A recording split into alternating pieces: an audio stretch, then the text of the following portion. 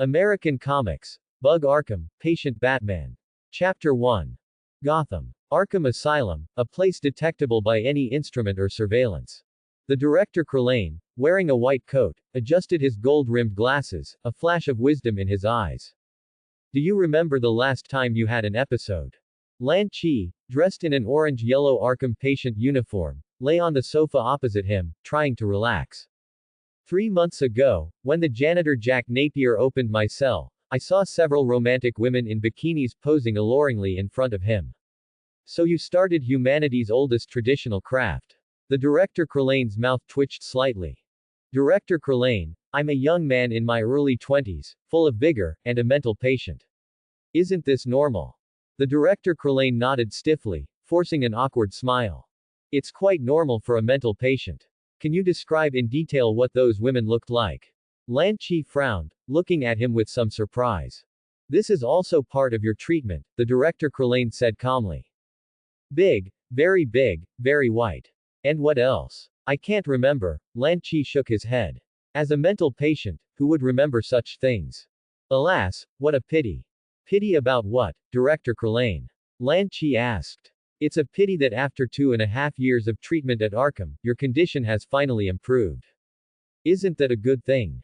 Lan Chi said happily. Ever since he transmigrated to Arkham, he had encountered things he had never experienced in his previous life. Opening the toilet had a 30% chance of revealing a black woo, a 40% chance of a huge purple grape jumping out, and a 30% chance of an Ultraman popping out. Sometimes, even when he was just staying in his cell, inexplicable bugs would appear. His fellow patient, the Mad Hatter Tai Chi, who was almost a genius, would suddenly start babbling, his face filled with a clear, foolish smile. Sometimes he would open his cell door and fall into a strange space.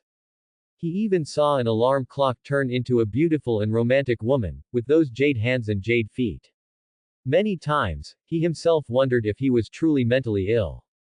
After all, after transmigrating, his mental state had improved significantly. Of course, it might also be related to his environment. This was the blessed Arkham Asylum, and his fellow patients were all talented individuals who spoke pleasantly. But what truly surprised Lan Chi was the white light screen that suddenly appeared before him. Name: Lan Chi. Age: 22. Bug Skill 1. Simpsons Lan Chi.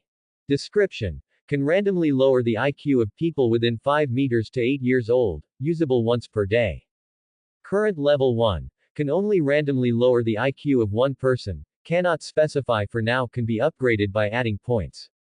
After upgrade, can specify any person within 5 meters to lower their IQ to 8 years old. Bug Skill 2. Summon parents.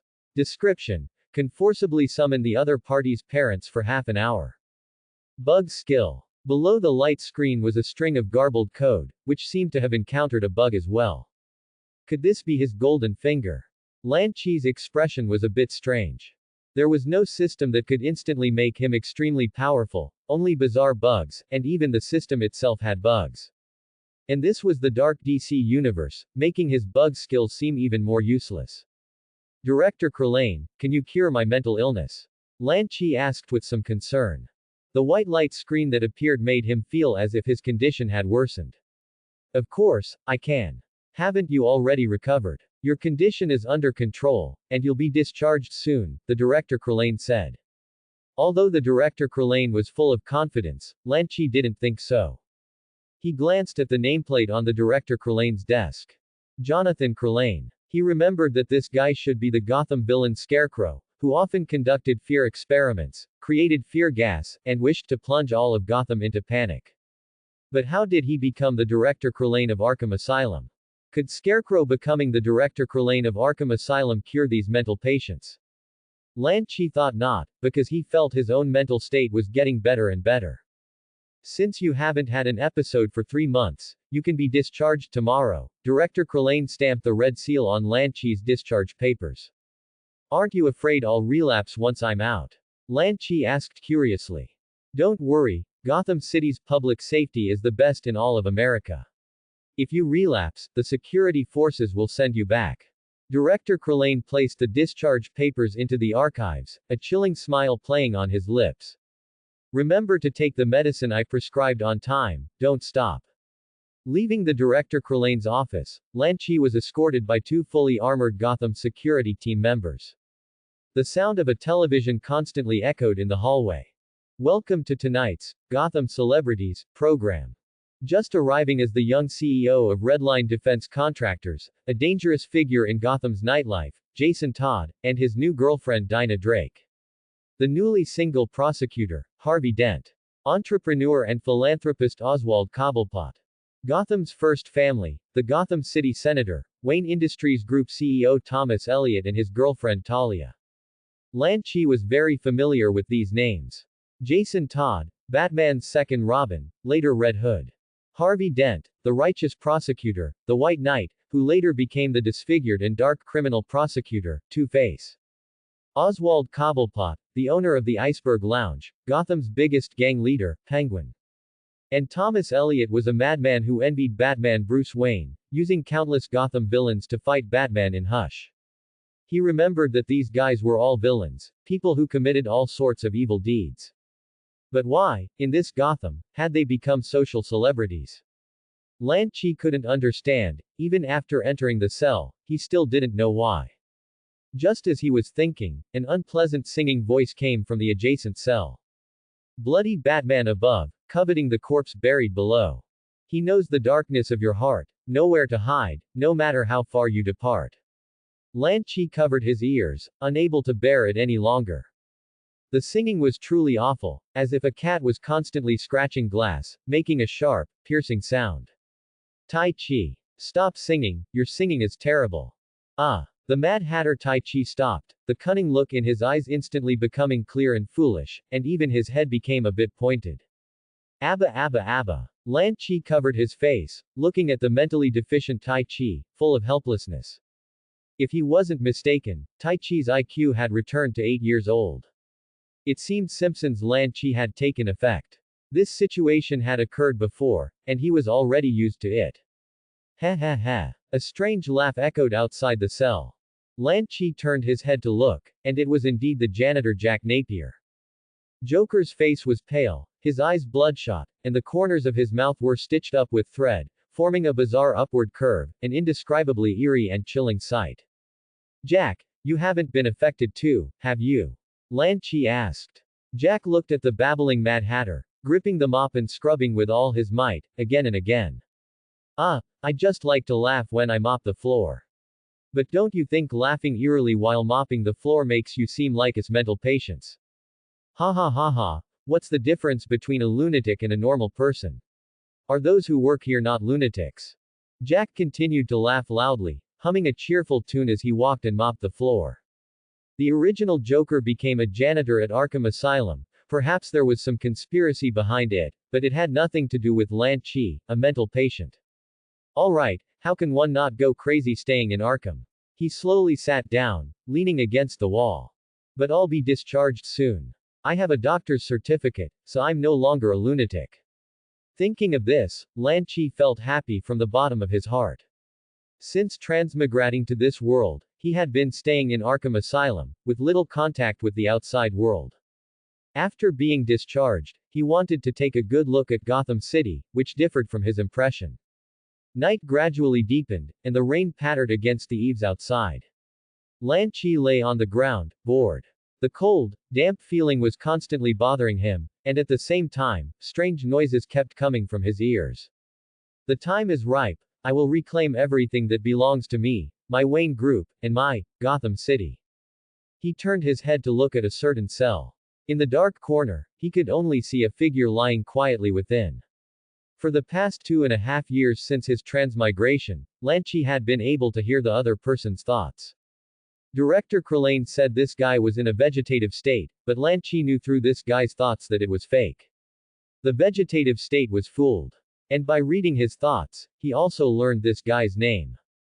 Bruce Wayne. Holy cow. Batman Bruce Wayne actually stayed in Arkham Asylum for more than 10 years instead of being adopted by the Wayne Manor butler. Batman became a mental patient. Scarecrow was the director of Arkham Asylum. What kind of fooled Gotham joke was this? Just then, a hurried footsteps sounded. Jack Napier in a blue uniform and several members of the Gotham security force opened the cell door where Bruce was imprisoned. There's no breathing. Director Crillane listened to Bruce's heartbeat with a stethoscope, barely suppressing the smile at the corner of his mouth. But Lan Chi still saw the strange smile that flashed across his face for a moment. He knew then that this was not a normal Gotham. Perhaps, like the bugs that appeared before, this Gotham also had a bug. It was impossible for Scarecrow Crillane to be the director of Arkham Asylum and cure these mental patients. Of course, fellow patient Bruce also fooled his death in this Arkham Asylum. Yes, judging from Bruce's thoughts just now, it was a fool death. That night, Bruce's body was sent to the morgue. The cell was peaceful and quiet, with only the constant babbling of Mad Hatter Tai Chi. The next morning, Lan Chi was escorted by the Gotham security force guards to the gate of Arkham Asylum. Looking at the countless tall buildings outside and the various drones flying in the sky, Lan Chi's face was full of excitement. He walked down the road, laughing, as happy as a mental patient who had just come out of Arkham Asylum. However, the next second, he couldn't laugh anymore. A bald, old man in a blue Gotham security force uniform stood in front of him. In the old man's hand was a puppet also wearing a blue security force uniform, with a scar on its face.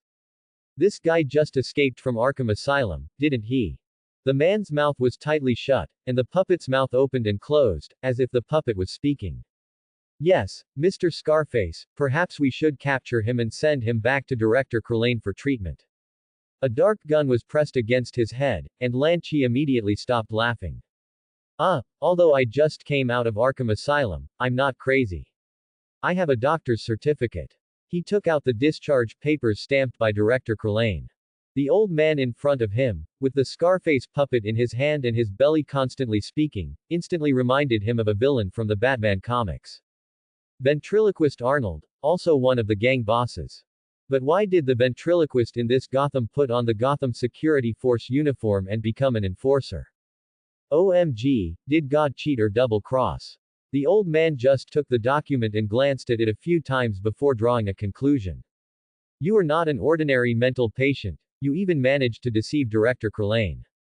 According to our recent video, your illness hasn't been cured, and you need to go back for retreatment. Director Crillane let me out to treat me. Lan Chi refused. He had just come out of Arkham Asylum, was he going back now? Of course, that was impossible. Did Scarecrow have no conspiracy when he became director? Perhaps he was conducting fear experiments on his fellow patients. Let you out for treatment. Has he gone crazy too? Releasing a mental patient to endanger Gotham. The Scarface puppet in Arnold's hand showed a fierce expression, like a poisonous snake in the shadows. Mr. Ventriloquist, this guy escaped from Arkham Asylum and will definitely harm our dear Gotham. Shoot. Abba abba abba. Scarface personality. Arnold's bald head suddenly became pointed, and his eyes seemed a little clear. This even affected the Scarface personality. It should be known that ventriloquist Scarface was a personality he developed to protect himself. And now that ventriloquist's intelligence was forcibly reduced to 8 years old by Lan Chi, Scarface's intelligence was naturally also 8 years old. Looking at Arnold and the Scarface puppet, who were constantly babbling and had pointed heads, Lan Chi rolled his eyes. Arnold, give me the gun in your hand. Okay, Arnold is a good boy, and Scarface is too. Lan Chi took the gun and, looking at a 60-something bald, pointed-headed old man saying this, almost threw up yesterday's meal.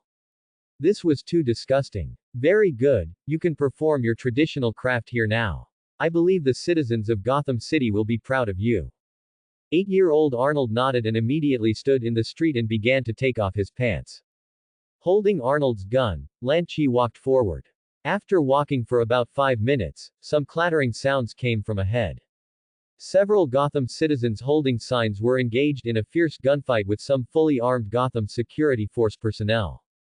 The signs had several large words written on them. I believe in Gotham City. Save Gotham City. Save Gotham City from the Gotham Security Force. A fierce gunfight erupted on both sides, with bullets flying out, and even a few hitting Lan Chi's feet. Lan Chi. Right after being discharged, either the security force pointed a gun at me, or there was a fierce gunfight in front of me. How do I feel like the outside world doesn't welcome mental patients? Without the slightest hesitation, he turned and returned to Arkham Asylum. Director Krillane, with a slight headache, had the security force put Arnold's pants back on and looked at Lanchi helplessly. Why are you back again? I think my mental illness isn't cured yet, Director. You should help me cure my mental illness, Lanchi said seriously. Well, this is a complete lunatic. Director Krillane thought to himself. He had seen mental patients, perverts with twisted minds, and even mentally ill criminals who killed without batting an eye. But he had never seen anyone like Lanchi, who would leave Arkham Asylum only to return. What normal person would want to stay in a mental hospital every day? What for? Free food and lodging. Lanchi, you're back again. When Jervis Tech, the Mad Hatter, wasn't affected by Lanchi, his intelligence was quite normal, and his head wasn't pointy. It's too scary outside, not friendly to mental patients at all. Our Arkham Asylum is the best. Food and lodging are provided, no work is needed, everyone here is talented, and they speak so nicely. Lanchi lay comfortably in his cell, his face relaxed, completely different from when he left Arkham Asylum. Where's the Bat Demon? Why isn't he here? Hearing Lanchi's words, Jack Napier and Jervis Tech, who were mopping the floor, froze. Where's the Bat Demon? Do we have that guy in our ward? Tai Chi's expression was a bit unnatural, and his eyes revealed that clear foolishness again. Bruce, isn't that guy the Bat Demon? Isn't that the guy you sing about every day? Lanchi said matter-of-factly, then whispered, when are you guys planning to do something big? Jack Napier was startled, and even the strange smile on his face completely vanished. How did you know? How do you know? Are you Elliot's man? Who is Elliot? Hush. Lanchi was full of doubt. Isn't Hush in this world the CEO of Wayne Group? How could a mental patient like him know that person? You don't know him. No, I don't. Lanchi looked matter-of-fact. Should he know Elliot? Then you are. Tai Chi was completely bewildered. He touched his head but didn't feel any pointy parts. He felt like he had completely turned into an idiot, unable to figure out how Lanchi knew about Bruce and their affairs. Bruce told me. He's been secretly telling me these things every night. Ah. Bruce told you. Jack and Tai Chi were completely confused, their faces full of question marks. Hasn't Bruce been pretending to be a vegetable in Arkham Asylum all this time? He's been pretending for over 10 years, how could he tell Lanchi, a guy who's only been here for 2.5 years? Could he also be Bruce's subordinate? Oh, Bruce didn't tell me. I heard his inner thoughts. Lanchi looked at their reactions and suddenly felt that doing this was more interesting than just staying in the cell. Shit. You might as well have said Bruce told you himself. The emotional ups and downs made Jack and Tai Chi feel like they were being played with by Lanchi. Their little hearts almost couldn't take it.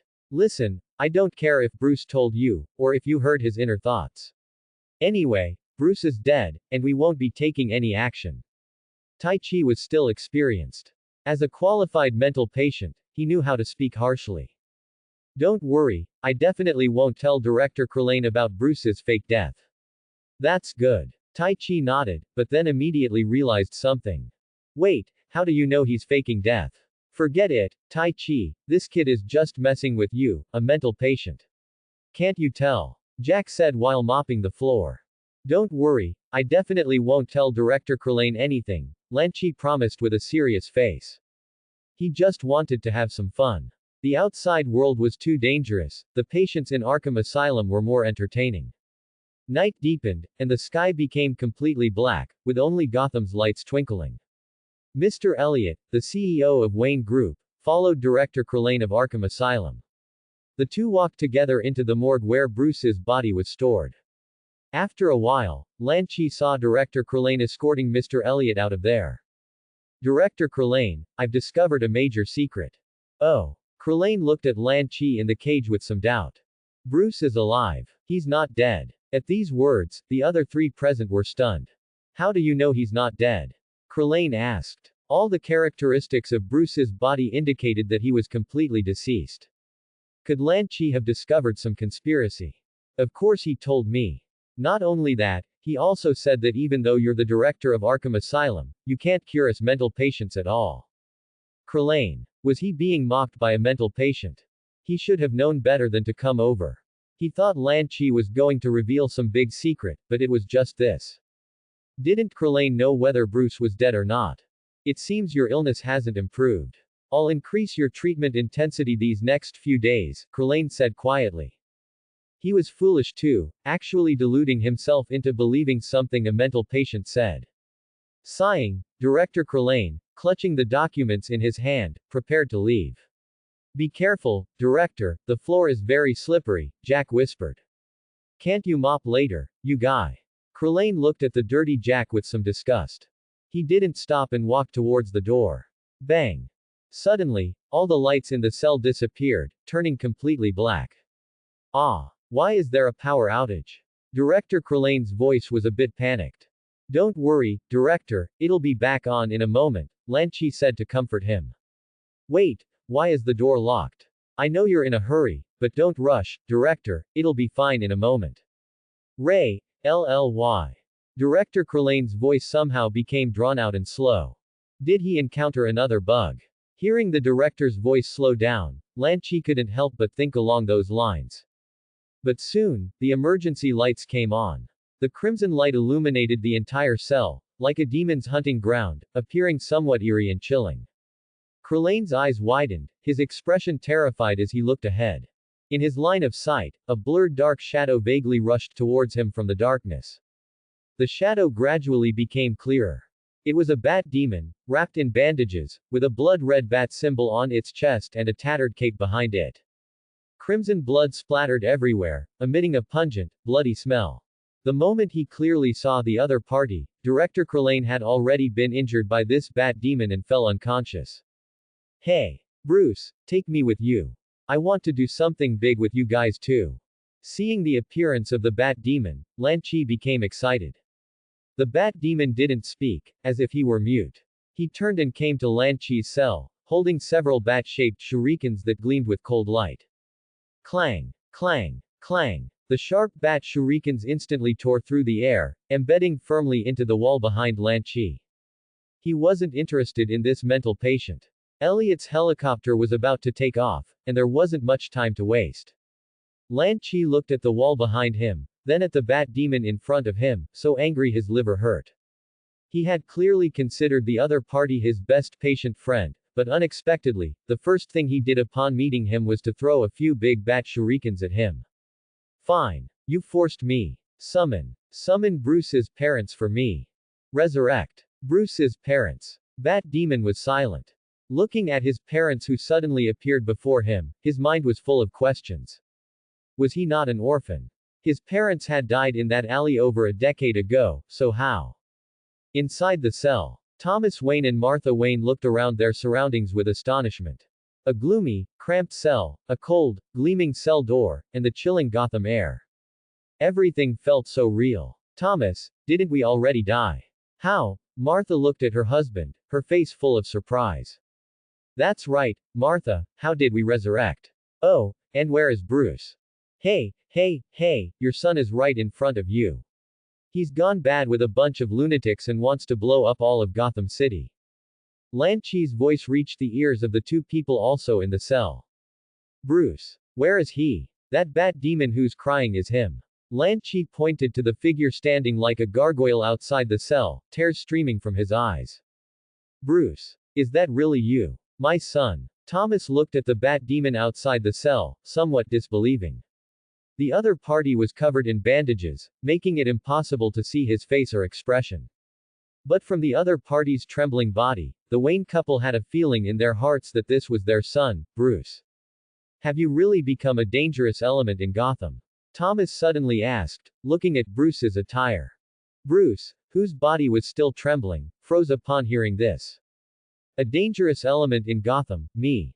Jack looked at the two figures who suddenly appeared in the cell, his brows tightly furrowed. He had been with Lan Chi for about 2.5 years, so why had he never seen him possess such an ability before? He used to lie on the ground from time to time, as if he had seen some romantic lady. Now, how? Could it be because someone inherited his mantle? Jack looked at Arnold, who was over 60 years old and still exercising in another cell, and couldn't help but shake his head. This guy is really pushing it, He's already 60, isn't he afraid of what will happen later? Doesn't he know that even seniors need to exercise moderation? Mr. Alfred, are they really the Wayne couple? Jack turned to ask the white-haired old man next to him. But when he saw the old man's stunned expression and tears in his eyes, he was immediately bewildered, and a strange suspicion vaguely arose in his heart. Could these Wayne couple actually be real? Oh, fool it. Bruce, have you forgotten our teachings to you? You are the future son of this city, you need to. The Wayne couple were tirelessly teaching Bruce. The parents you summoned caused a drastic fluctuation in Silent Bat's emotional value plus 10. Emotional value reaching 100 allows for extraction of bug skills. Alright, it's truly confirmed now that this system is also affected by bugs. Lan Chi sat to the side, looking at the bat demon who was bowing his head and saying nothing, finding it amusing. So, the decisive bat demon Bruce also had such a side. Hey, Lan Chi, how did you conjure Bruce's parents? In the cell next door, Tai Chi looked at the suddenly appeared Wayne couple with curiosity. You mean that? Lan Chi walked to Tai Chi's cell and said matter-of-factly, of course, because I'm a lunatic. Tai Chi. Are you messing with me? I'm also a lunatic, so why can't I conjure Bruce's parents? Passing Tai Chi's cell, Lan Chi arrived at ventriloquist Arnold's cell. Who, Abba. Arnold, with the intelligence of an 8-year-old, was still diligently working. You need to exercise moderation, Arnold, seniors also need to take care of their bodies. Good boy Arnold will, but. Lan Chi clearly saw that Arnold's pale face had no trace of color, clearly indicating extreme exhaustion. This guy had been continuously following Lin Yi's orders to practice his traditional craft ever since he entered Arkham Asylum. Even Lan Chi hadn't expected Arnold, with the intelligence of an 8-year-old, to be so obedient. It even made Lan Chi feel a bit unaccustomed. So obedient, is he still a lunatic? He doesn't look like it at all, yet he still has dissociative identity disorder. This is a bit unreasonable. After glancing at Arnold, who was lying on the ground with his mouth wide open and a very weak expression, Lan Chi shook his head and returned to Bruce and the Wayne couple. Is it really you, Mr. Thomas? Suddenly, an old voice sounded. Jack and an old man with gray hair, over 50, came before Bat Demon Bruce and the Wayne couple. Oh, Alfred, it's so good that you're still alive. Thomas laughed. How do I feel like you're wishing me dead? Thomas froze. Ha ha ha, just kidding. Everyone dies eventually, just like you too. The Wayne couple looked at each other, somewhat unsure how to respond to that statement. It was clear that after Bruce was adopted by the Elliot family, Alfred had become like this. He could even infuriate people to death with just a few words. Lan Chi felt that compared to Bruce, this old man was the one who should really be in Arkham Asylum. Alfred and the Wayne couple chatted for a while, talking about all the things that had happened in Gotham after their deaths. Bat Demon Bruce looked at the scene before him, and even with thoughts of revenge in his heart, crystal tears streamed down his face. He just raised his head, wanting to speak. But then he saw the Wayne couple turn into a white phantom and instantly disappear. Bruce froze, not even wiping away the tears that had soaked his bandages. He just stared blankly at where the Wayne couple had disappeared, and the scene that had happened over a decade ago flashed in his mind. In that alley, his parents were shot and killed, the Elliot family was nearby, and then they adopted him. After that, the Elliot couple died in a car accident, and he was sent to this asylum by Thomas Elliot. And then, hey, are you alright? Bruce. A hand kept waving in front of Bruce's eyes, trying to make him snap out of it. Of course, Bruce did snap out of his memories, looking at the lunatic in the orange patient gown in front of him. His expression was somewhat complex. The sudden appearance of his parents allowed Bruce to enjoy a rare moment of not being an orphan. But after his parents disappeared, he became that orphan again. An orphan whose Wayne group was taken, whose Gotham was taken, and whose parents were also taken. So, do you want to take me with you for your actions tonight? Although I'm a lunatic, I'm still quite useful. Lan Chi used his silver tongue to try and sell himself to Bruce. He had a premonition that by following Bruce, he would definitely discover the biggest bug in Gotham. And then he would surely be able to cure his own mental illness. The bat demon looked at the lunatic in front of him, twisted his neck, and wanted to shake his head. I can summon your parents.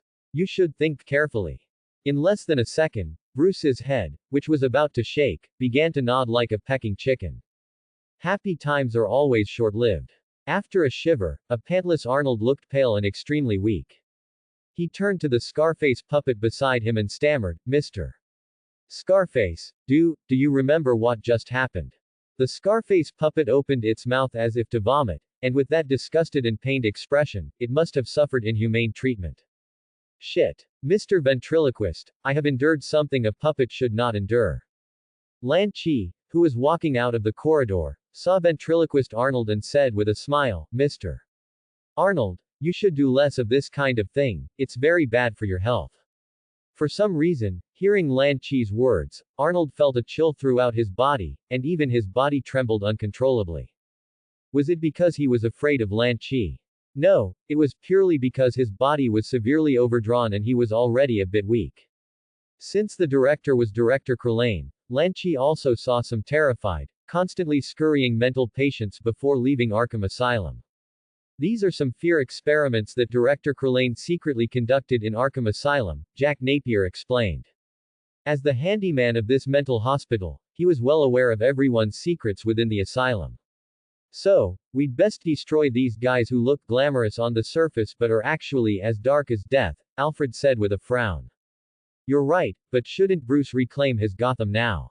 Lan Chi spoke up. He felt that his mental illness must be related to this bugged Gotham. Otherwise, why would a perfectly normal person's mental state keep improving?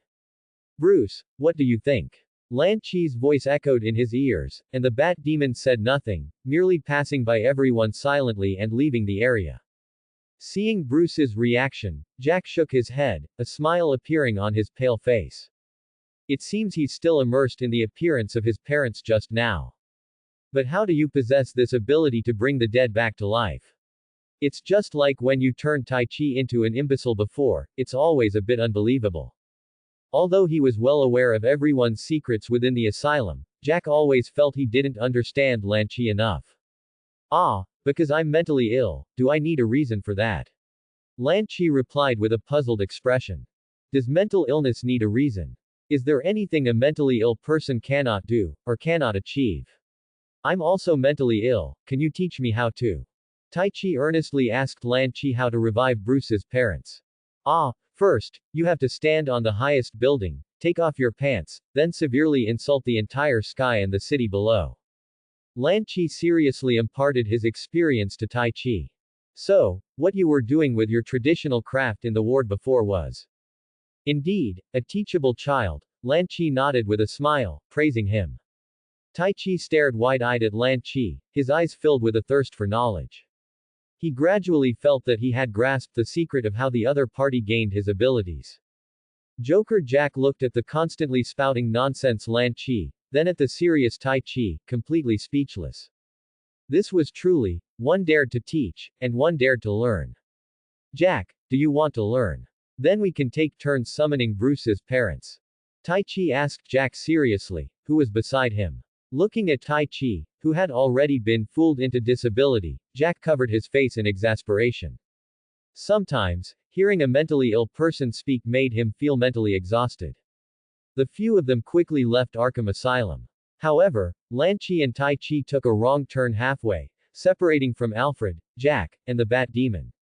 This resulted in them being completely scattered in Gotham's old district. It's over, Tai Chi, we've gotten lost from them. When they do something big, we'll still be wandering around here, and we might even run into some big robbers who will severely insult us. Lan Chi's eyelids twitched uncontrollably as he looked at the two factions passionately shooting at each other in the distance. It seems so, Tai Chi replied. Ahead, flames burned on the ground, vehicles lay overturned, their metal plating dented. A helicopter had also crashed to the ground, its rotor blades completely twisted and broken. And this wasn't the most astonishing part. What Lan Chi found most outrageous was the equipment of these two factions. On the left was a group of thugs wielding swords, guns, even Gatling guns, dressed in various outfits. On the right were fully armed Gotham Security Force members, clad in metal armor, holding rifles. Lan Chi even saw two giant mechs behind these Gotham Security Force members. That's right, mechs. Holy shit. He actually saw mechs in this godful Gotham. Those mechs were 40 to 50 meters tall, and like the Gotham Security Force members, they had large, GSF, logos on their shoulders. Help. I'm Thomas Elliot, save me. A brown-haired man in a suit, looking somewhat disheveled, frantically ran up to the two mental patients in orange hospital gowns. Tai Chi, quickly save me, help me block these people behind me. Elliot's face was filled with panic. The sight of the bat demon earlier, and his helicopter being shot down by missiles, caused a sudden ominous feeling to surge in his heart. It's a pleasure to meet you, Senator, I'm your loyal fan. Cold, chilling words came from behind Elliot, making his body tremble violently. Behind him, a man in a red leotard, holding two daggers, had eyes full of murderous intent. The daggers gleamed with a cold light, making Elliot feel a cutting pain in his neck. Further back, a woman in a gray leotard, holding a long sword, with a curvaceous figure, chased after them. Senator, do you really entrust your life to these two mental patients? Tim looked at Lan Chi and Tai Chi beside Elliot, his smile incredibly cruel. Tai Chi, does he look down on us a bit? Lan Chi turned his head and asked. It seems so, Tai Chi nodded blankly. Perhaps it was due to the frequent influence of Lan Chi's Lan Chi, but he, who was originally almost demonically intelligent, now often performed idiotic behaviors. Kid, are you even fully grown yet? What's wrong with being mentally ill? Did we mentally ill people eat your family's rice? Lan Chi immediately rushed in front of Elliot, pointing at Tim and cursing. I didn't say anything about being mentally ill, but since you're also part of Elliot's evil little group, then you can die too. As the chilling words fell, Tim, like a ghost, swiftly rushed in front of Lan Chi. The sharp dagger in his hand could cut through the other party's throat in the next second, freeing this mentally ill person from the torment of this world. However, a demonic voice rang in Tim's ears. You forced my hand. Now let me show you the strength of us mentally ill people. Lan Chi, activate. The sharp blade tore through the air, emitting a fierce whistling sound. Just as the dagger was about to pierce Lan Chi's neck, Tim's eagle-sharp eyes suddenly became intelligent. Abba abba abba, unconscious mumbling emerged from Tim's mouth. He wielded the dagger in his hand like an 8-year-old child, flailing it wildly. Tim, what's wrong with you? Cassie, behind him, holding her long knife, opened her mouth wide, looking at Tim, who had stopped, with some astonishment. Tim, who had always cooperated so well with her, actually obediently handed the dagger to that mental patient opposite him. Had Tim been controlled by the other party? Lan Chi wasn't sure why people affected by the Lan Chi would listen to him. It was the same with Tai Chi, who was affected first, then Arnold the ventriloquist, and now Tim. Was it because he looked like the spiritual leader of an 8-year-old child? He didn't understand, but at least Tim had to know how formidable a mental patient could be. Taking the dagger Tim handed over, Lan Chi said, Tim, as an 8-year-old boy, you just made such a dangerous move. Shouldn't you make up for your mistake now? The mentally disabled Tim sucked his finger, and his eyes instantly turned crossed. Tim is a good Gotham citizen. He wants to make the corrupt and broken Gotham return to its original state. Good, then do you love Gotham? Tai Chi, from the side, also asked. Love. Tim replied earnestly. If you love her, what should you do? Of course, do it. Without any hesitation, the mentally disabled Tim blurted out his answer. Outsiders, the senator will be protected by me, Dick Grayson. A man with a withered, pale face, wearing metal armor and golden owl-decorated glasses on his head, appeared before everyone, gripping a knife. Dick tightened his grip on the long knife, looking at Elliot and the two patients wearing orange Arkham Asylum patient uniforms. It seemed the senator had fallen into the hands of a mental patient. But he also saw the outsiders' presence. He had to deal with these two first. Thinking this, Dick turned his head to Tim's side. Tim, you. The words he was about to say suddenly got stuck in his throat, as if something incredibly explosive had made Dick freeze. His eyes, encased by the metal glasses, widened. Dick stared blankly as Tim pulled out his, Dick. Is this the quality and courage of the outsiders? And Elliot, standing behind Lan Chi, who had witnessed the entire scene, felt even more the terror of these two mental patients he had encountered. His heart trembled. Almost every month, he would go to Arkham Asylum. Besides visiting his old friend Bruce, he basically knew all the other mental patients in the asylum. But why could this Lan Chi make a cold and cruel killer hand over his dagger and then perform traditional craftsmanship on the spot? What kind of behavior was this? Was it a deep love for the city of Gotham? If you love her, you have to her. Mentally disabled Tim caused Elliot, Cassie, and Dick Grayson's emotions to fluctuate violently, emotional value +25. Quick, quick. Tai Chi, look. Tim is taking off his pants. Lan Chi shouted excitedly to Tai Chi next to him, like a child. Oh, oh, oh. I'll also insult Gotham under the moonlight then and summon my parents. Tai Chi said excitedly. The two mental patients squatted next to Tim, eyes wide, watching Tim's way of loving Gotham. This scene immediately made Cassie, Tim's companion, unable to hold back. Tim, what's wrong with you? Cassie, while vigilantly watching the arriving Dick, walked to Tim's side and helped him pull up his pants. Don't pull my pants, Cassie, I'm giving love to Mother Gotham. Tim mumbled, then continued his previous action. Dick, who was originally about to attack the two, had already put away his long knife at some point. If he dealt with such a guy, what if his knife got dirty with some unknown liquid? Putting away his blade, he ignored Cassie, who was still helping Tim pull up his pants. Dick came to Elliot's side. You'd best leave here quickly, Senator. Richard, it's so good you came. Elliot seemed to grasp a lifeline, and his hanging heart finally settled. Encountering two mental patients wasn't scary, but what was scary was that these two mental patients could make a cold and ruthless killer on the spot. This made Elliot feel horrified. Who could say whether these two mental patients wouldn't make him do the same thing as Tim in the next second? But thankfully, Dick had arrived. Otherwise, he wouldn't know how long he would have to stay behind these two mental patients, Lan Chi and Tai Chi. Mayor March sent me to protect you. Just tonight, Chief Prosecutor Harvey Dent and Gotham Security Captain Fallas were also attacked and went missing, Dick said seriously. We found old newspaper reports of the Wayne shooting from over a decade ago in their homes. Wayne shooting. Elliot muttered the words, his heart tightening slightly. We need to leave here quickly and wait for the Gotham security forces to subdue them all. Saying this, Dick quickly took Elliot and left in another direction. As for Lan Chi and Tai Chi, these two mental patients who somehow escaped. Eventually, the Gotham security forces with their iron fists would take them back to Arkham Asylum. Da da da da. The sound of bullets spewing from gun barrels constantly drilled into their ears. Lan Chi covered his ears and walked aside with Tai Chi, squatting down. Tai Chi, don't you think this Gotham is a little different? She seems a bit unwelcoming to us two mental patients. Huh. Is there something different? Tai Chi was a bit confused. He was currently thinking about whether he should climb to the highest building in Gotham City and then sow his seeds to gain the ability to summon his parents, as Lan Chi had mentioned. Sigh. Looking at Tai Chi's clear and foolish face, Lan Chi couldn't help but cover his face. It's so dangerous here, with all the gunfire. Shouldn't we leave quickly and go find Bruce and Jack? No need to look, we're already here. The pale-faced Jack held a pistol, firing continuously.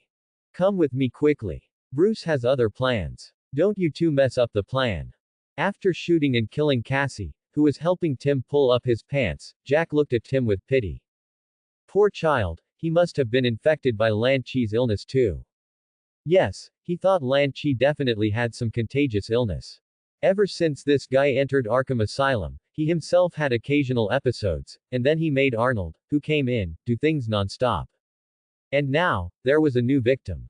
Taking Lan Chi and Tai Chi, Jack walked along Claude Street in Gotham's Old Town. Where are we going? Lan Chi asked curiously. Jack explained. Wayne Manor. The three quickly exited a small alley and came to a road. Lan Chi could clearly see the sign of a building nearby, which read, Iceberg Charity Organization. Just then, a middle-aged man's voice rang out. A mental asylum orderly, with two mental patients, what are you going to do? From the shadows, a pot-bellied middle-aged man with a long, pointed nose, leaning on an umbrella and wearing a top hat, looked at them, his glasses reflecting a hint of light. Are you going to blow up Gotham? You're quite the comedian, Mr. Oswald. Jack Napier's stitched lips curved slightly, revealing a strange, pale smile. Your smile is really ugly, Lan Chi grumbled from the side. It is quite ugly, Penguin Oswald nodded in agreement. In Lan Chi's impression, this guy was supposed to be the owner of the Iceberg Lounge, one of Gotham's gang bosses. But now, it seems the Iceberg Lounge has become a charity organization. Is it because of a bug? Let's go. Mr. Oswald probably won't bully us three poor, weak, old, and disabled folks from the psychiatric hospital. Jack Napier's voice was a bit hoarse, like sandpaper constantly rubbing against concrete. That's not necessarily true. A dark pistol was aimed at Jack Napier, and at the same time, two men in black suits emerged from behind Penguin. They each held a pistol aimed at Lan Chi and Tai Chi. The dark muzzles were pointed at the two poor patients from Arkham Asylum. Everyone, have you made a mistake? Tai Chi and I are just mental patients, Lan Chi said, swallowing hard as he looked at the dark pistol. Yes, if you're going to kill someone, kill Jack Napier. We poor guys can be handed over to Arkham Asylum later, Tai Chi said fearfully. As they spoke, both of them simultaneously retreated 3 steps, shielding Jack Napier in front of them. Let the guy with a gun deal with the guy with a gun, that's fair. 3 against 1, we believe in you, Jack Napier. Jack Napier, who had been about to utter harsh words, felt his sinister face twitch a few times.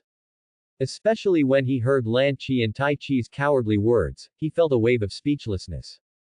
Weren't you two quite capable before?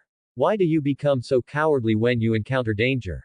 Seeing Lan Chi's reaction, Penguin, though a bit slow to react, was still a prominent philanthropist in Gotham, and he instantly understood what the two meant. I didn't expect that even as mental patients, your judgment of the situation is so clear. Of course, a wise man submits to circumstances. Although we are mentally ill, we are not intellectually disabled, Lan Chi said proudly. Jack Napier. No, you were so cowardly, why are you suddenly proud? And he always felt that Lan Chi's words were also an insult to him.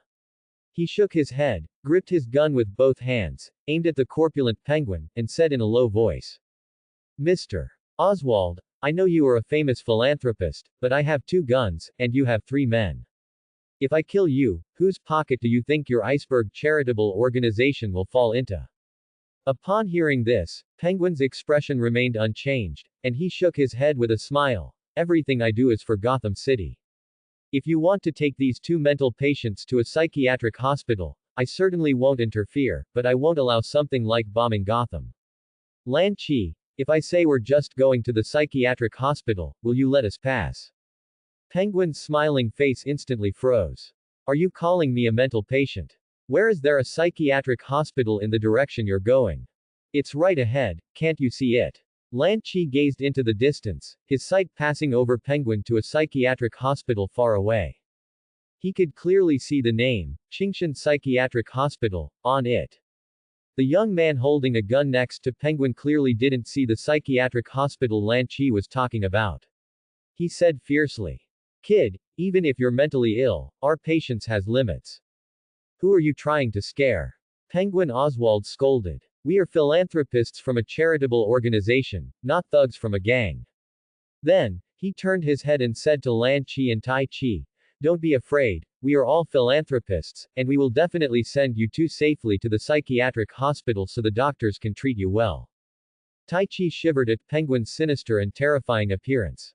Why do you look like you could scare a child to tears, but your words are so kind?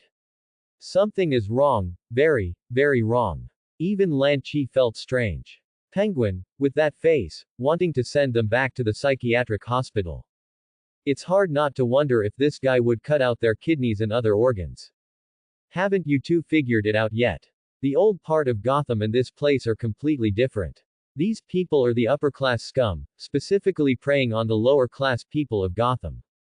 Jack Napier looked at Penguin and his 2 subordinates with a mocking expression, then suddenly pulled the trigger. Bang! Bang! Bullets rapidly struck the ground next to Penguin, sparking brilliantly. Hearing the gunshots, Penguin and his 2 subordinates also continuously fired forward. But whether it was due to a bug or their terrible marksmanship, not a single bullet hit anyone. Lan Chi was initially scared when he heard the gunshots, but seeing both sides empty their magazines without hitting each other, he couldn't hold back his laughter. No. What the hell? 3 meters, 5 guns, dozens of bullets, all missed. How did you learn to shoot? Oswald said awkwardly. Since the Gotham security force started blocking rioters, we haven't practiced our shooting in a long time. Jack Napier turned to look at Lan Chi and Tai Chi behind him. Now that the bullets are gone, you two should come and help me, right? The security force will be here soon, otherwise, we won't be able to leave this place. Lan Chi looked at the empty pistol in Jack Napier's hand, then at the dense bullet holes around them, and couldn't help but laugh. Tai Chi, let's go. As he spoke, the two advanced 3 steps, flanking Jack Napier in the middle. Oh. 2 mental patients and a scrawny psychiatric hospital orderly, you want to fight us 3? Penguin looked at his side with surprise. His 2 subordinates were muscular, and their exposed tattoos clearly indicated they were not to be trifled with. On the other hand, the 3 opposite were all scrawny. 3 against 3, the advantage is ours. HMPH. Don't underestimate us mental patients. Lan Chi strode forward and retorted angrily, believe it or not, I can still take on all 3 of you by myself. Are you having a mental breakdown?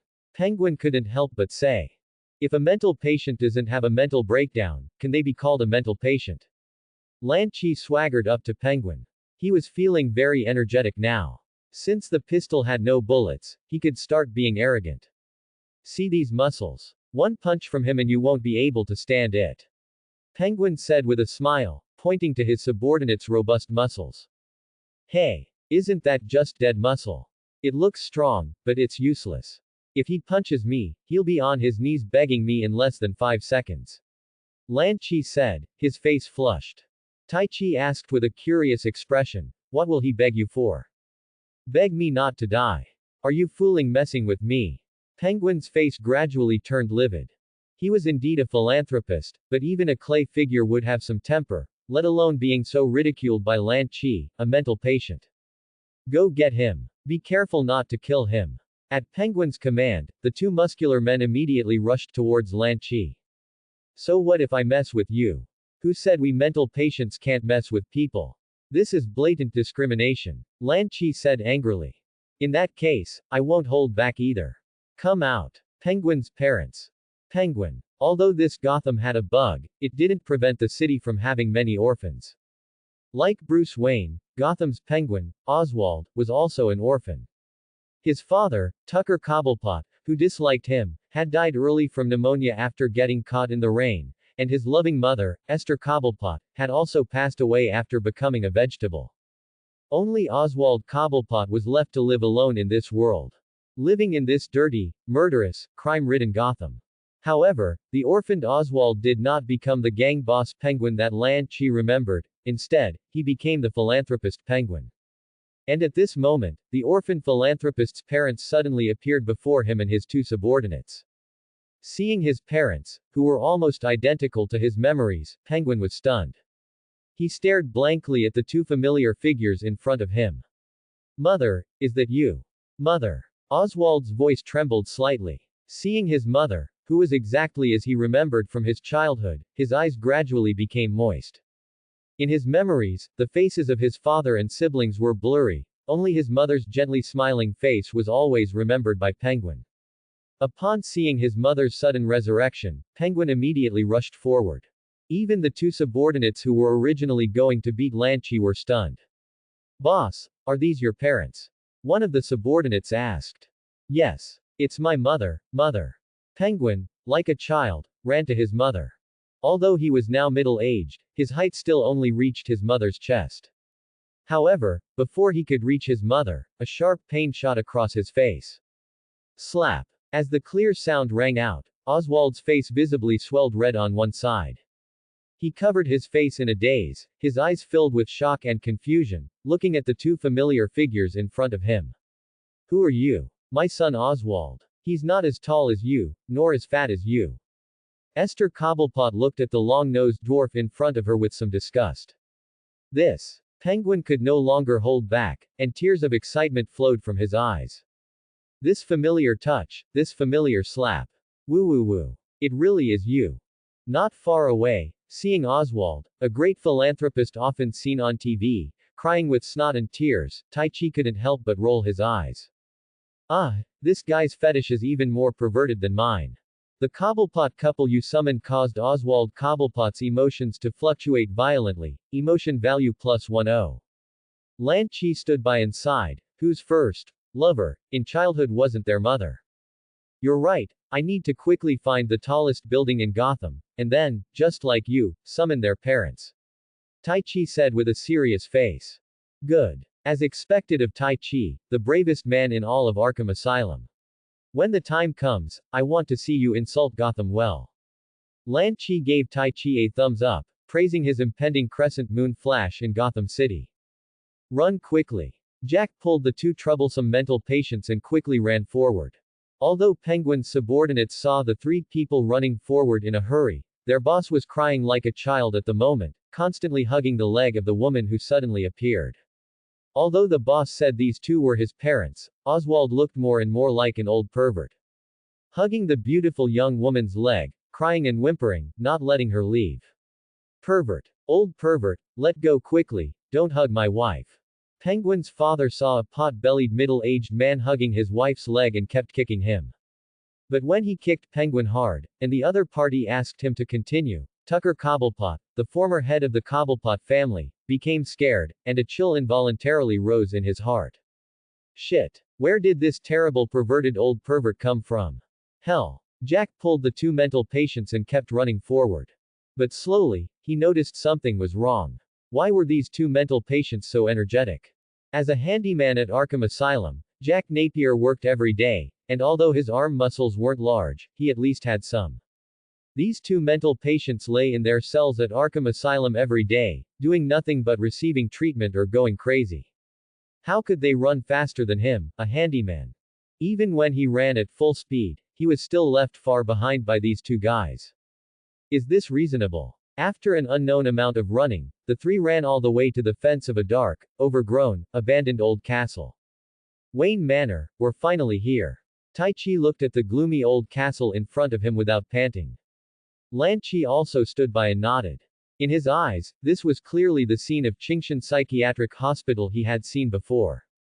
The dark castle stood within, with only a sign in the very center that read, Qingshan Psychiatric Hospital.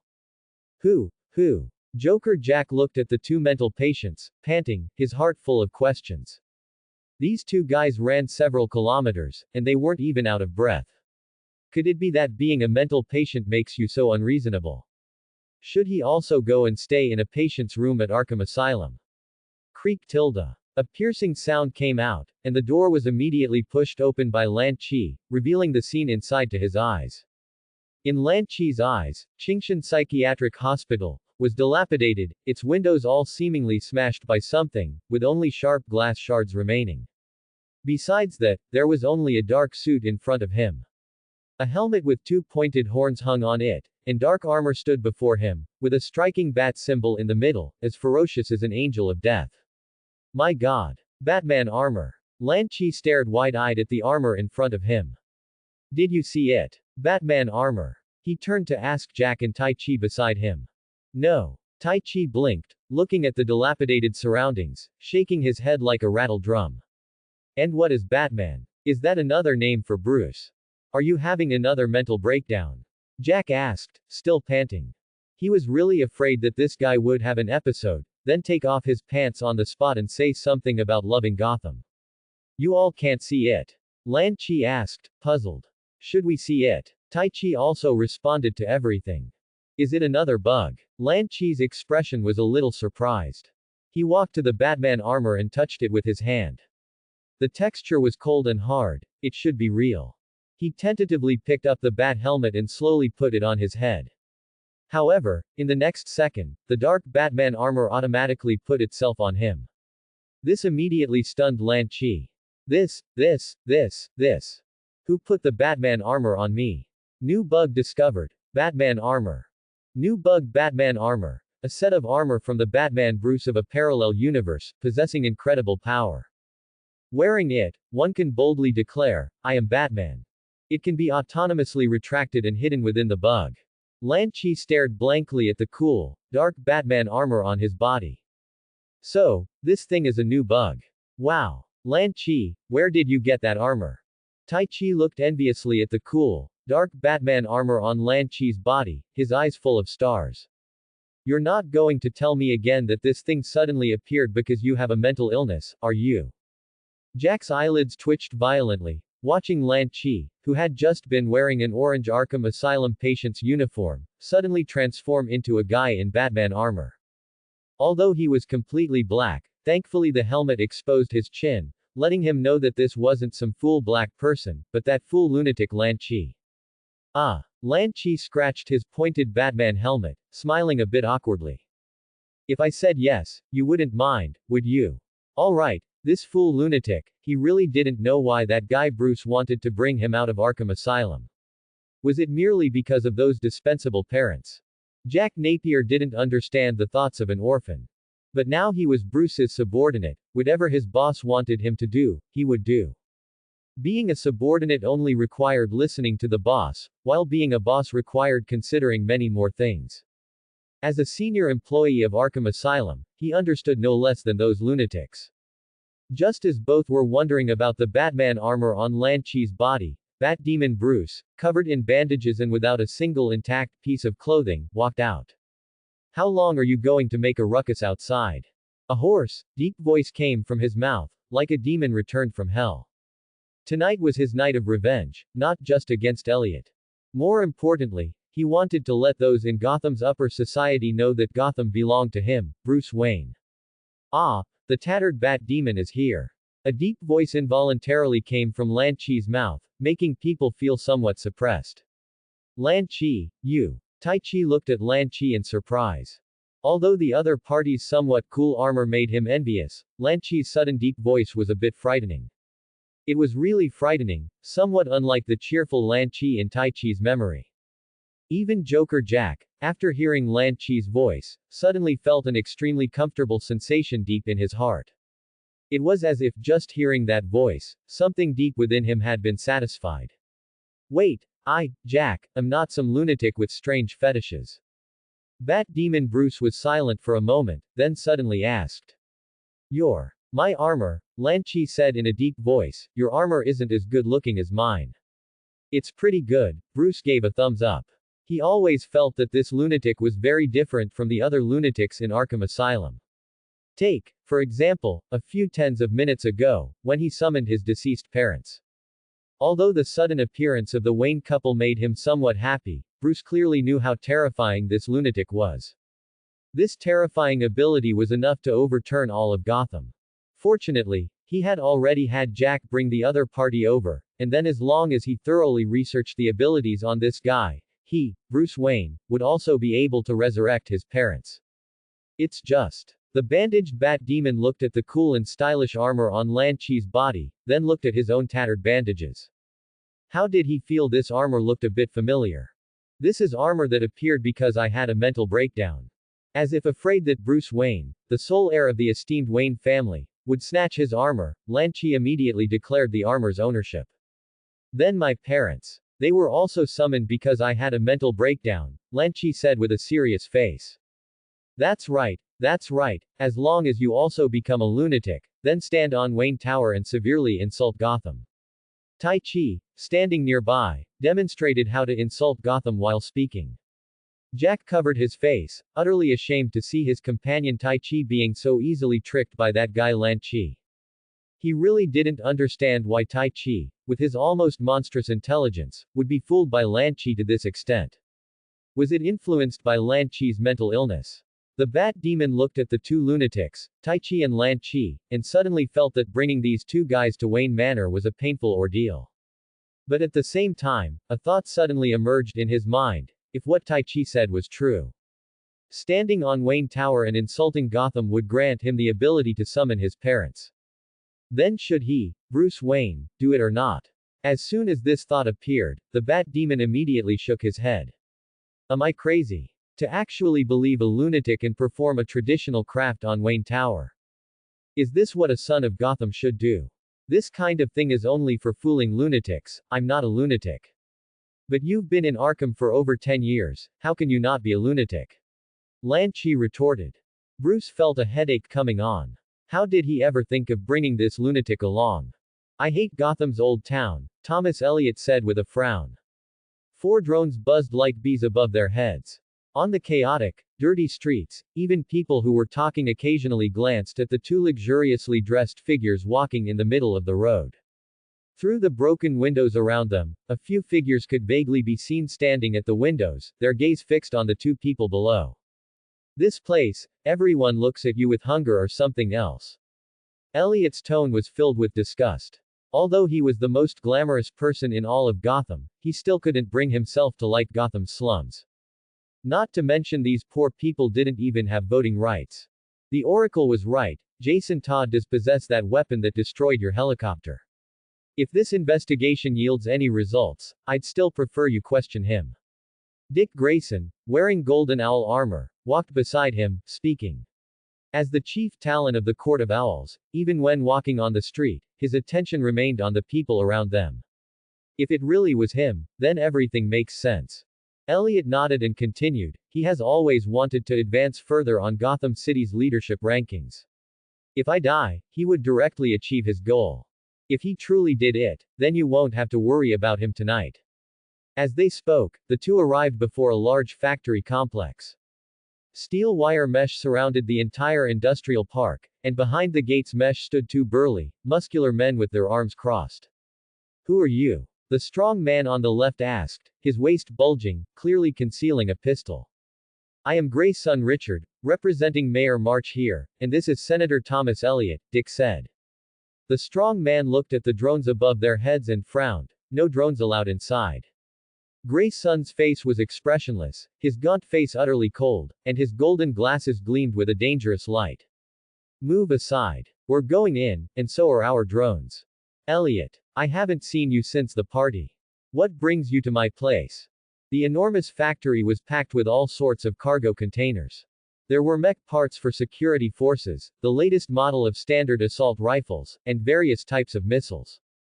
In short, it contained everything imaginable. Jason Todd, with a touch of gray in his hair, arrived at the center of the factory, surrounded by his subordinates. His right ear had a mechanical device with a button on its cold metal surface. He looked at the 2 people in front of him. Of course, there were also 4 drones hovering above their heads. And Chief Gray's son, wow. What brings you 2 here? Jason, Dick began, are you familiar with RIM Raptor surface-to-air missiles? Come on, I'm in defense engineering. How could such a wicked missile be my product? Jason's face showed a, how could this be, smile. But my drone just performed a radiation scan of this building, Dick said as he walked. Guess what I found? Jason, I'm not guessing. 2 floors below us, there are 12 LexCorp armory crates. Even if Jason didn't guess, Dick continued to reveal the evidence on his own. But out of the 12 containers, there's only 11 missiles. The implication was clear. Thomas Elliot's helicopter was hit by this type of missile, and now Jason's factory was missing 1 RIM Raptor surface-to-air missile. You didn't stay for the party, Jason. After I left, you also left the Gotham Socialite program. Elliot's words subtly carried a hint of gunpowder. You know, Gotham isn't kind to revolutionaries. What do you mean? Jason asked, frowning. The moment he asked, the drones that had been hovering above Dick and Elliot suddenly aimed at Jason's neck. Red lights targeted Jason's neck, and the Gatling gun barrels on both sides of the drones were poised, their 7 dark muzzles twitching. If Jason made even the slightest move, he would instantly be shot to pieces. Jason Todd, as the Gray son of the independent city-state of Gotham, I am arresting you on suspicion of terrorist activities. Dick's right hand rested on the gun at his waist, his eyes fixed on Jason. After you say that, am I supposed to meekly follow you? Jason's face was expressionless, completely indifferent. And, if you think you can do this in Gotham's old city, then you've been in your ivory tower for too long. As his voice fell, he pressed a button on his right ear. Immediately, a strong electromagnetic interference signal spread out. The drones that had been targeting him instantly switched targets, their red lasers now aimed at Dick and Elliot. At the same time, a group of people around them, armed with weapons, surrounded Dick and Elliot.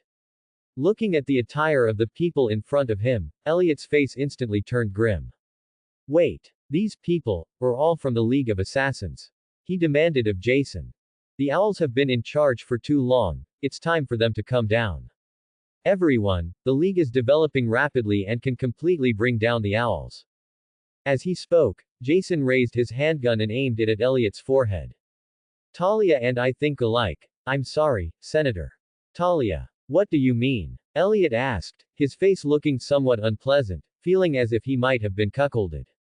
Talia was his lover and the link between him and the League of Assassins, but hearing Jason's words, could it be that Talia had sided with this guy? That, of course, means your girlfriend has decided to change tastes. A sudden, ill-timed, muffled voice came from behind everyone. What? Elliot's face changed dramatically as he stared intently at the suddenly appearing black figure. Even Dick and Jason, among others, pointed their guns at this unexpected newcomer. The person was wearing black armor, with sharp, pointed corners on the helmet, a bat symbol on the chest, and a cape billowing behind them. Lan Chi. Although the voice was deep, Elliot still recognized the voice in the white, not black, chin as that of the lunatic he had met yesterday. Ah. Lan Chi looked at Elliot with some surprise, a hint of confusion in his tone. How did you recognize me, you guy? Phew, it really is you, you lunatic. Elliot breathed a sigh of relief. He had initially thought it was a third-party force, but it turned out to be just a crazy lunatic. Hearing Elliot's tone, Lan Chi felt a bit annoyed. Although they, as lunatics, weren't normal people, they were still people, right? This blatant discrimination made him very uncomfortable. Senator, what do you mean by, it really is you, you lunatic? Even though I'm a lunatic, I'm trying my best to get treatment, okay? I don't want to have a mental breakdown, but my mental state is getting better and better. Lan Chi kept muttering. I'm telling you, you shouldn't have let Director Krillane be the director of Arkham Asylum. He can't cure our mental illness. Looking at Lan Chi's reaction, Elliot silently nodded inwardly. Indeed, Director Krillane couldn't cure mental illness, otherwise, he wouldn't have let you out. How did you, a lunatic, get in here? Looking at the suddenly appearing Lan Chi, Jason was a bit bewildered. He understood how Dick and Elliot could get in. But why could this lunatic get in? He didn't understand. Had his Red Line Company's defenses become so weak? Even a lunatic could just wander in. Ah, I came in with another lunatic, and there's another lunatic following behind me. As Lan Chi spoke, he saw Tai Chi slowly running up from the stairwell, holding a Red Line brand incendiary grenade. Lan Chi, how did you get up here so fast? Tai Chi immediately rushed to Lan Chi's side, asking with some curiosity. Just now, they were both following Bruce, but Lan Chi disappeared in the blink of an eye. Because I am Batman. Lan Chi replied. Actually, it was because he saw the elevator, so to take a shortcut, he took the elevator up. That's not the crucial issue, Dick said, drawing the long sword from his back and pointing it at Jason. Jason, are you resisting arrest now? You guess. Dick. I'm not guessing. Dick and Elliot once again began to go head-to-head with Jason. Meanwhile, the two suddenly appearing lunatics were left for Jason's subordinates to deal with. Patience, this is our Red Line Company factory. While I don't know how you snuck in, if you don't behave, you'll be eating bullets. A burly man raised his rifle at them, his face filled with a fierce expression. Facing the threat of the heavy machine gun and the fierce big man, Lan Chi did not hesitate in the slightest, immediately raising his hands. I surrender. Tai Chi also imitated him perfectly. I surrender too. However, the moment he raised his hands, the incendiary grenade in his hand rolled to the ground, along with the miniature bombs hidden by Bruce in his clothes. The safety pin of the grenade was straight, so as it rolled, it naturally came loose. Mixed with the miniature bombs, they rolled to the feet of Dick and Jason, among others. Jason's face changed dramatically, and he quickly dodged to the side. Oh no, it's a trick. These two aren't ordinary lunatics, they're doing this on purpose. Accompanied by a flash of fire and a violent roar. The incendiary grenade exploded the next second. Since this floor of the factory building was filled with various weapons and ammunition, the grenade explosion caused a series of chemical reactions. Just like a small cow ascending to the sky, the entire factory building burst into flames, and terrifying firelight filled every corner.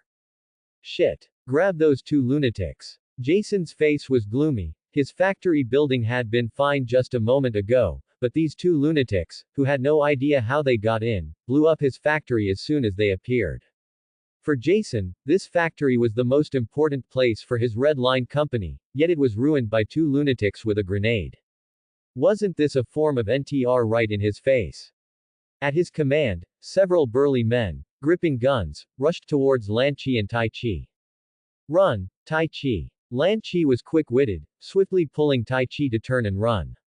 How did you bring a grenade up here? Huh. Tai Chi's face froze slightly, then he replied, Bruce told me to bring it. He said. Bang. The gunshot instantly cut off what Tai Chi was about to say. Why are these guys shooting at lunatics with guns? Someone who didn't know would think they were giving us treatment. Lan Chi tightened the Batman armor on him. Only this thing could give him a sense of security. After all, it was bulletproof, and it also had some high-tech features he didn't quite know how to use. Although Tai Chi next to him also ran with him, his distinctive orange-yellow patient gown couldn't withstand bullets. Bullets whizzed and hit the ground at Tai Chi's feet in various places nearby. They were only a few centimeters away from hitting him. His scalp tingled slightly, even a lunatic couldn't endure so many guns shooting at him. But Lan Chi, why are you completely unharmed when shot? Because I am Batman. Tai Chi. Aren't you a lunatic? Suddenly wearing a black armor and saying you're Batman. Have you evolved from a lunatic into a lunatic pervert in a tight suit?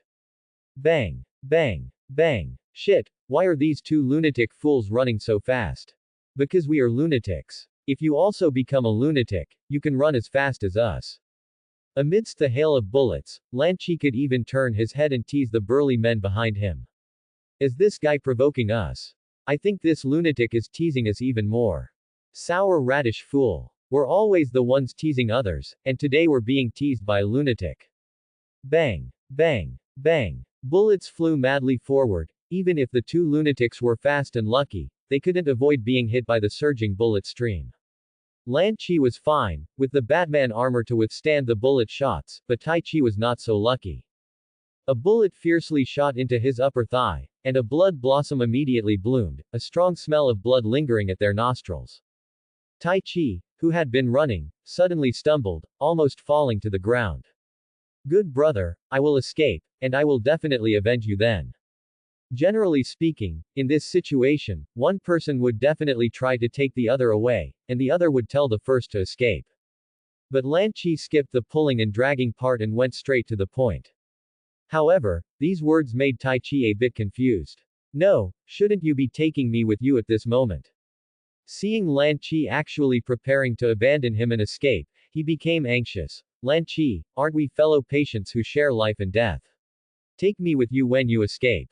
After speaking, he turned to look behind him. The burly men had ferocious expressions, each with a twisted smile on their faces.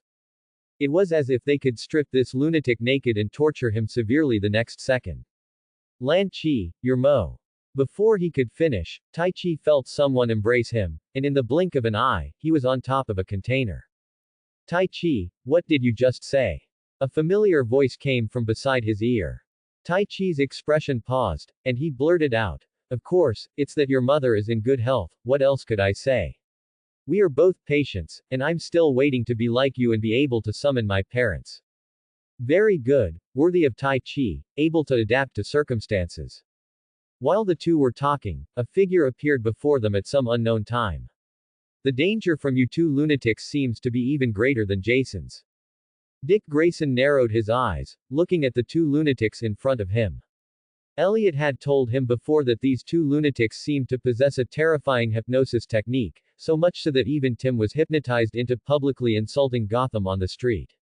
Now these two had appeared in the heavily guarded Red Line Company factory area. Dick's intuition told him that these two definitely had a problem.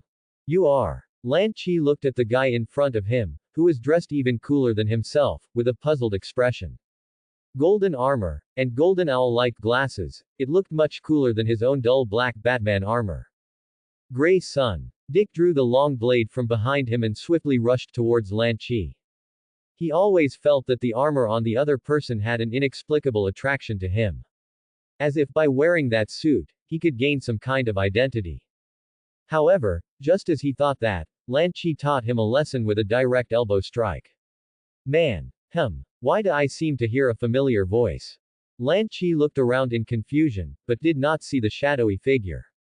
Is it my illusion? Dick was knocked to the ground by an elbow, but he was, after all, the chief gray son of the Court of Owls, and his strength was not to be underestimated.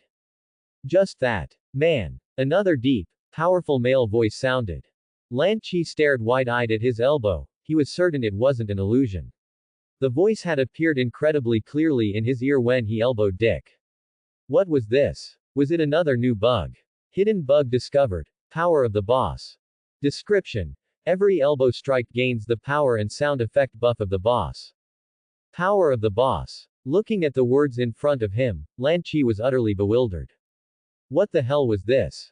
Kill them. The burly men below fired wildly at Lan Chi and Tai Chi. Lan Chi, why did you have a sound effect when you hit someone just now? Tai Chi asked curiously, lying on the container. Oh, maybe it's the boss from another world, who crashed, giving me strength to defeat these hateful white people. But you're also white, Tai Chi said, somewhat confused. I'm wearing black clothes, aren't I? Lan Chi said, then elbowed Dick off the container again. Accompanied by the rough and powerful, man. Sound effect, this blow was far heavier than before. Dick's vision went black, as if he saw a burly black man completely filling his sight.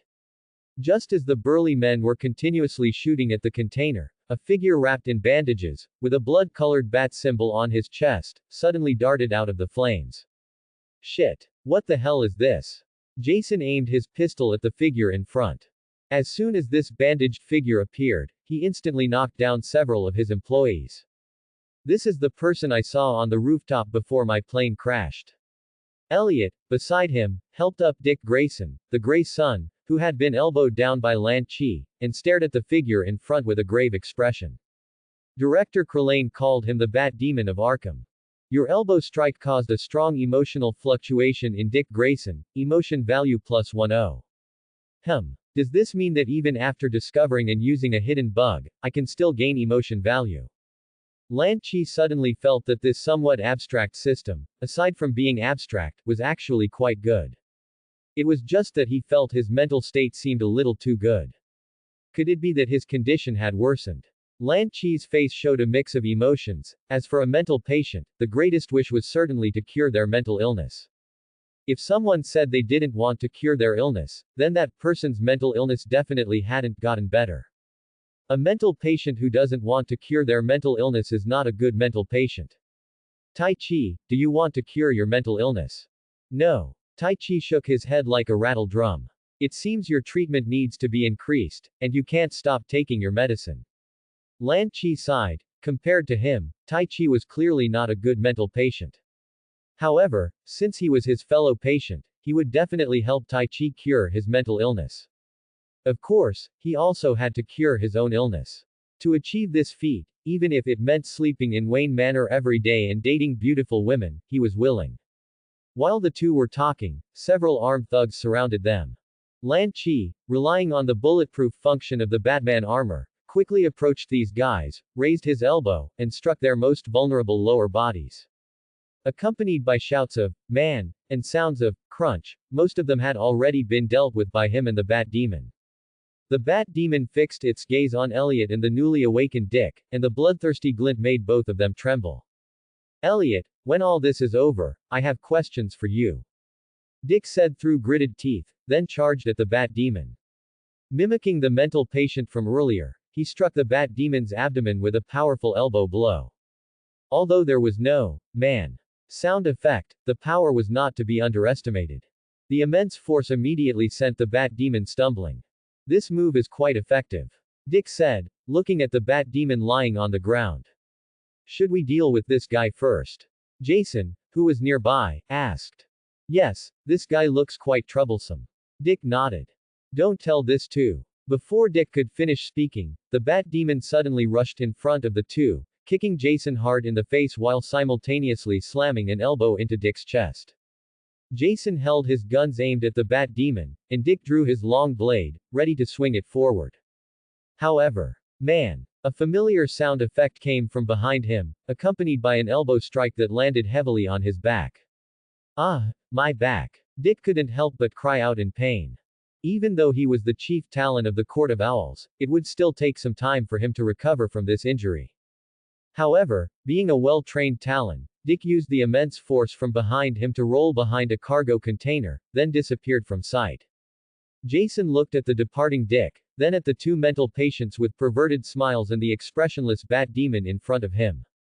Richard. The sound was indescribably tragic, as if three big men were about to severely humiliate him. Dick's fleeing figure did not pause for a moment at Jason's screams. Let Jason suffer a bit, Gotham's gray son Dick will win. Man. A heavy sound effect rang out, vaguely accompanied by the sound of Mamba. Jason was knocked unconscious by Lan Chi's elbow, his legs stretched out straight. Young people sleep so well, they just fall asleep. Lan Chi clapped his hands, feeling more and more that the hidden bug, Lao Da's strength, was immensely useful. But he already has white hair, he doesn't look young. Tai Chi said, full of confusion. Perhaps he indulged too much when he was young and hurt his body. The bat demon looked at the fallen Jason, then at the two unusually energetic mental patients, and fell silent. What was that powerful man? Just now. And the previously summoned Wayne couple also made him feel deeply confused about Lan Chi. Although this man was a bit handsome and a mental patient, wasn't this ability a bit too bizarre? You used an elbow strike to cause strong emotional fluctuations in Jason Todd, Bruce Wayne, and Jervis Tech, gaining 30 emotion value. Question mark. Why would Bruce Wayne experience emotional fluctuations because of my elbow strike?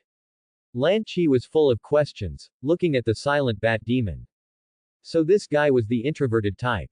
Silence was tonight's. In short, after a moment of silence, the bat demon spoke to the two mental patients. Let's go, take Jason back to Wayne Manor. This is just the first step.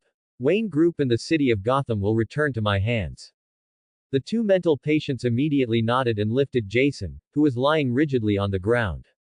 Lan Chi, why did your black clothes disappear? Tai Chi, like a curious baby, asked with a clear, foolish look on his face.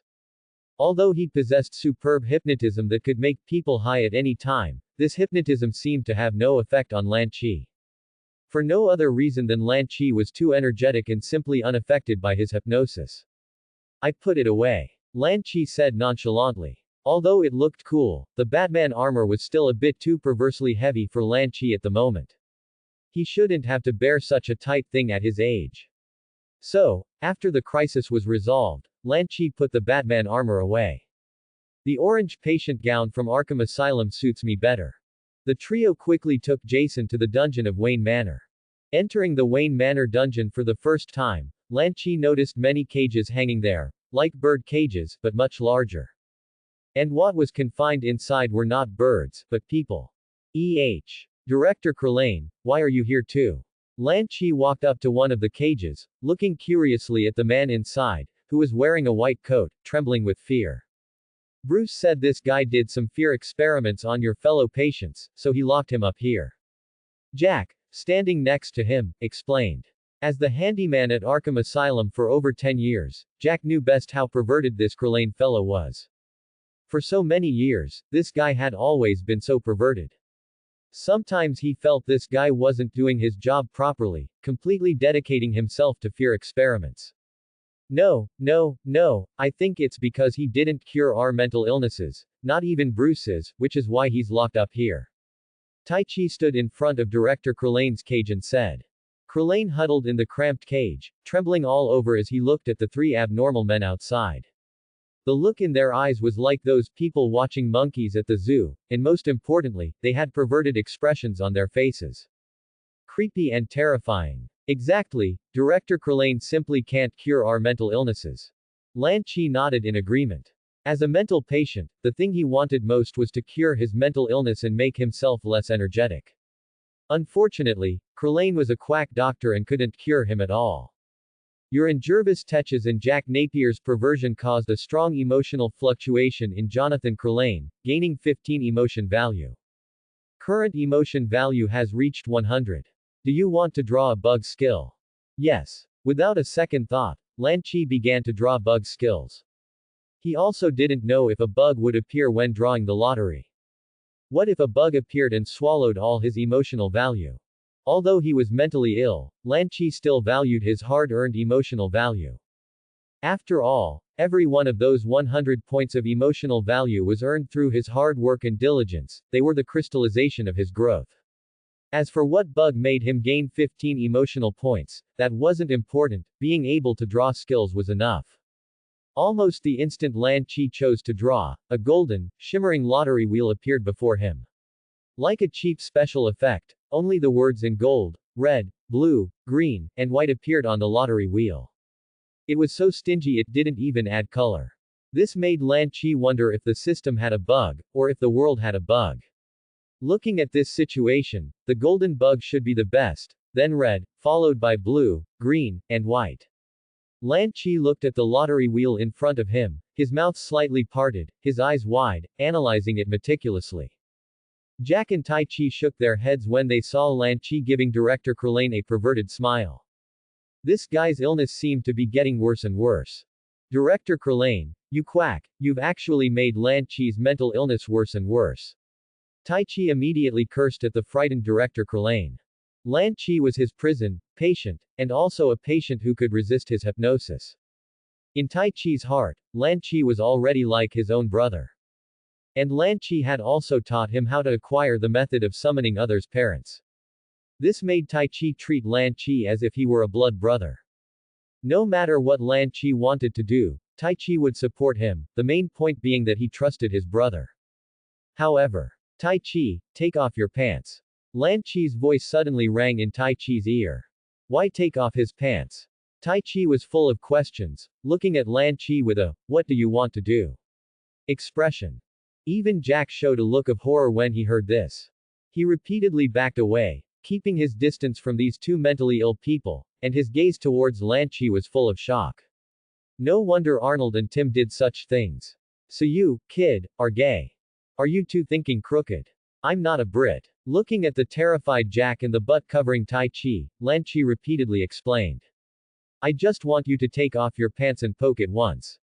Tai Chi. Jack. And you still say you're not a Brit. Even Bruce Wayne and Alfred, who were not far away, looked over with surprise when they heard this. Being young is good, they really know how to have fun. What exactly do you want to do? Tai Chi said, backing away. Even if Lan Chi was his good brother, he wouldn't leave his back exposed to him. He, Jervis Tech, although a mental patient, he doesn't sell his ass, nor is he gay. Lan Chi's brows furrowed together, a look of discomfort on his face, his right hand still holding a green handgun. The barrel of the handgun was long and thick, and the end was something like a mushroom. One look was enough to make people misunderstand what it was. In fact, after Tai Chi and Jack saw such a thing appear in Lan Chi's hand, the horror on their faces became even more pronounced. The two fled repeatedly to Bruce's side, shielding Bruce in front of them. Even the Bat Demon's eyelids couldn't help but twitch violently when he saw the appearance of this thing. Your drawn portal gun caused Jervis Tech, Jack Napier, Bruce Wayne, and Alfred's emotions to fluctuate violently, gaining 40 emotional points. Good heavens, just pulling out a gun gained so much emotional value. You. Looking at Lan Chi holding the thing in his hand, the Bat Demon felt his scalp tingle a bit. Don't come over yet. Oh, it's nothing, this gun also came out because I had a mental breakdown. Lan Chi explained. He looked at the white light screen in front of him, and a bug skill had indeed appeared on it. Bug skill. Rick's toolbox. Description. Randomly pull out items from Rick's toolbox. That's right, the green portal gun in Lan Chi's hand was an item pulled out from Rick's toolbox. Item. Portal gun. Pulling the trigger can fire portal fluid to form a green portal. The portal can go anywhere. Each charge allows one use, can be upgraded with points. Can be charged by replenishing portal fluid. Clearly, although he had drawn Rick's portal gun, Lan Chi didn't know how to replenish the portal fluid. The system had glitched and a bug appeared, which is why Lan Chi looked at the gun and wanted Tai Chi to try it. To see if it could help replenish the portal fluid for the portal gun. But now it seemed everyone was a bit afraid of this thing. Lan Chi shook his head and put the portal gun into the system bug. Forget it, I'll put it away for now and use it later. You shouldn't use this thing later either. It's too dangerous, don't use it lightly. The Bat Demon said quietly. Exactly, Bruce is right, Lan Chi, you absolutely must not go down the wrong path. Jack's face was still pale, but a hint of terror could be seen hidden in his eyes. Yeah, even if you go down the wrong path, don't use it on me. I'm your best patient, Tai Chi said, still clutching his butt. Look at you guys, can't you have some ambition? It's just a mere ass, isn't it? If selling my ass could get a big shot to cure my mental illness, I would have sold my ass long ago. Lan Chi looked at the reactions of the four people and said with disdain. Tai Chi and Jack looked at each other. How could someone speak of selling their ass with such righteous indignation? Does this guy have any integrity left? It's just an ass, isn't it? Compared to my mental illness, it's nothing. Looking at everyone's bewildered expressions, Lan Chi explained again. Bruce looked at the energetic Lan Chi and agreed with his point of view. Indeed, compared to this guy's mental illness, that thing was not important at all. The dark sky, the eerie and dilapidated Wayne Manor. Ever since Bruce Wayne was sent to Arkham Asylum by Elliot, this place had been abandoned until now. Creak tilde. In the darkness, Elliot, holding a scratched handgun, pushed open the long sealed door by himself. As soon as the door opened, dust mixed with paper scraps slowly drifted in the air. Dust covered the entire hall, and broken furniture lay scattered on the ground. Even the windows seemed to have been smashed open by something, sharp glass shards remaining on the edges, revealing the dark and eerie outside. Whoosh! A figure seemed to suddenly appear behind the window. A chill ran down Elliot's spine. He gripped the gun in his hand, quickly raised it, and aimed it forward. Who are you? He swallowed, his voice trembling slightly, his eyes fixed on the front. Is there anything I need to know about the Wayne murder case, Thomas? A man's voice came faintly from beside him. It instantly made Elliot's hair stand on end, his scalp prickling. After seeing the person's appearance clearly, Elliot breathed a sigh of relief, but seeing the other party's serious expression, his heart sank again. Richard, aren't I supposed to have died in Jason's factory, right? Thomas. Dick's face had a trace of blood, his body was covered in wounds, and there were several obvious indentations on his chest. These were the marks from being elbowed by the boss, Lan Chi. Who is he? Elliot, why does he care so much about the Wayne family? He's just. Elliot stammered a bit. Although he guessed the person's name, he didn't truly wish it was that person. After all, Thomas Elliot had already become the CEO of Wayne Group, and if it really was that person. Don't lie to me. Dick's voice was very serious, as if he had eaten a Batman, frowning. Those attacks, and those movie tickets from Zorro, no matter who he is, he holds a grudge against you. What exactly happened? Elliot silently glanced at Dick, then slowly said, how did you know I was here? Richard. A glint flashed in Dick's eyes as he looked at the collar of Thomas Elliot's neck, where there was a pitch-black tracker. I am Mayor Mach's chief bodyguard, Thomas. You've been wearing my tracker and wiretap all night. For the past few months, Mayor March has always suspected you would be the breakthrough point, suspecting that the League of Assassins would try every means to get their hands on the Wayne family's assets, and then covet the mayoral position, but now we are sure. Suddenly, Elliot raised his pistol, the dark muzzle pointed at Dick, interrupting him. Step back, Richard, I'll handle this. It has nothing to do with you. Although he knew who was behind it, Elliot didn't want others to interfere. This was related to his long-standing plans since childhood, and he didn't want this chief bodyguard of the mayor to uncover any dirt on him, a senator. It's over, Elliot. 2 Gray Sun planes are on their way to your house. After you and Talia die, the Court of Owls will reclaim the Wayne family's assets and transfer them to the National Treasury. A cold light flashed in Dick's eyes. It seemed that at this moment, he regained the sharpness of an owl. He suddenly rushed to Elliot's front, pulled out a sharp dagger, and spoke in a cold tone. Thomas Elliot, the Court of Owls sentences you to death. Just as the two were at loggerheads, 2 large hands suddenly extended from the floor, gripping their calves like iron clamps. The large hands pulled with sudden force, dragging the two downwards. The floor shattered abruptly, engulfing them. What? When Elliot slowly woke up, he found himself sitting in an underground cavern. Dick Grayson, the gray son who had just been confronting him, was now hanging upside down above the cavern, suspended by someone unknown. The surroundings were full of cages, and each cage contained a person. Director Crelane, Jason, Harvey, and even Penguin Oswald were all imprisoned here.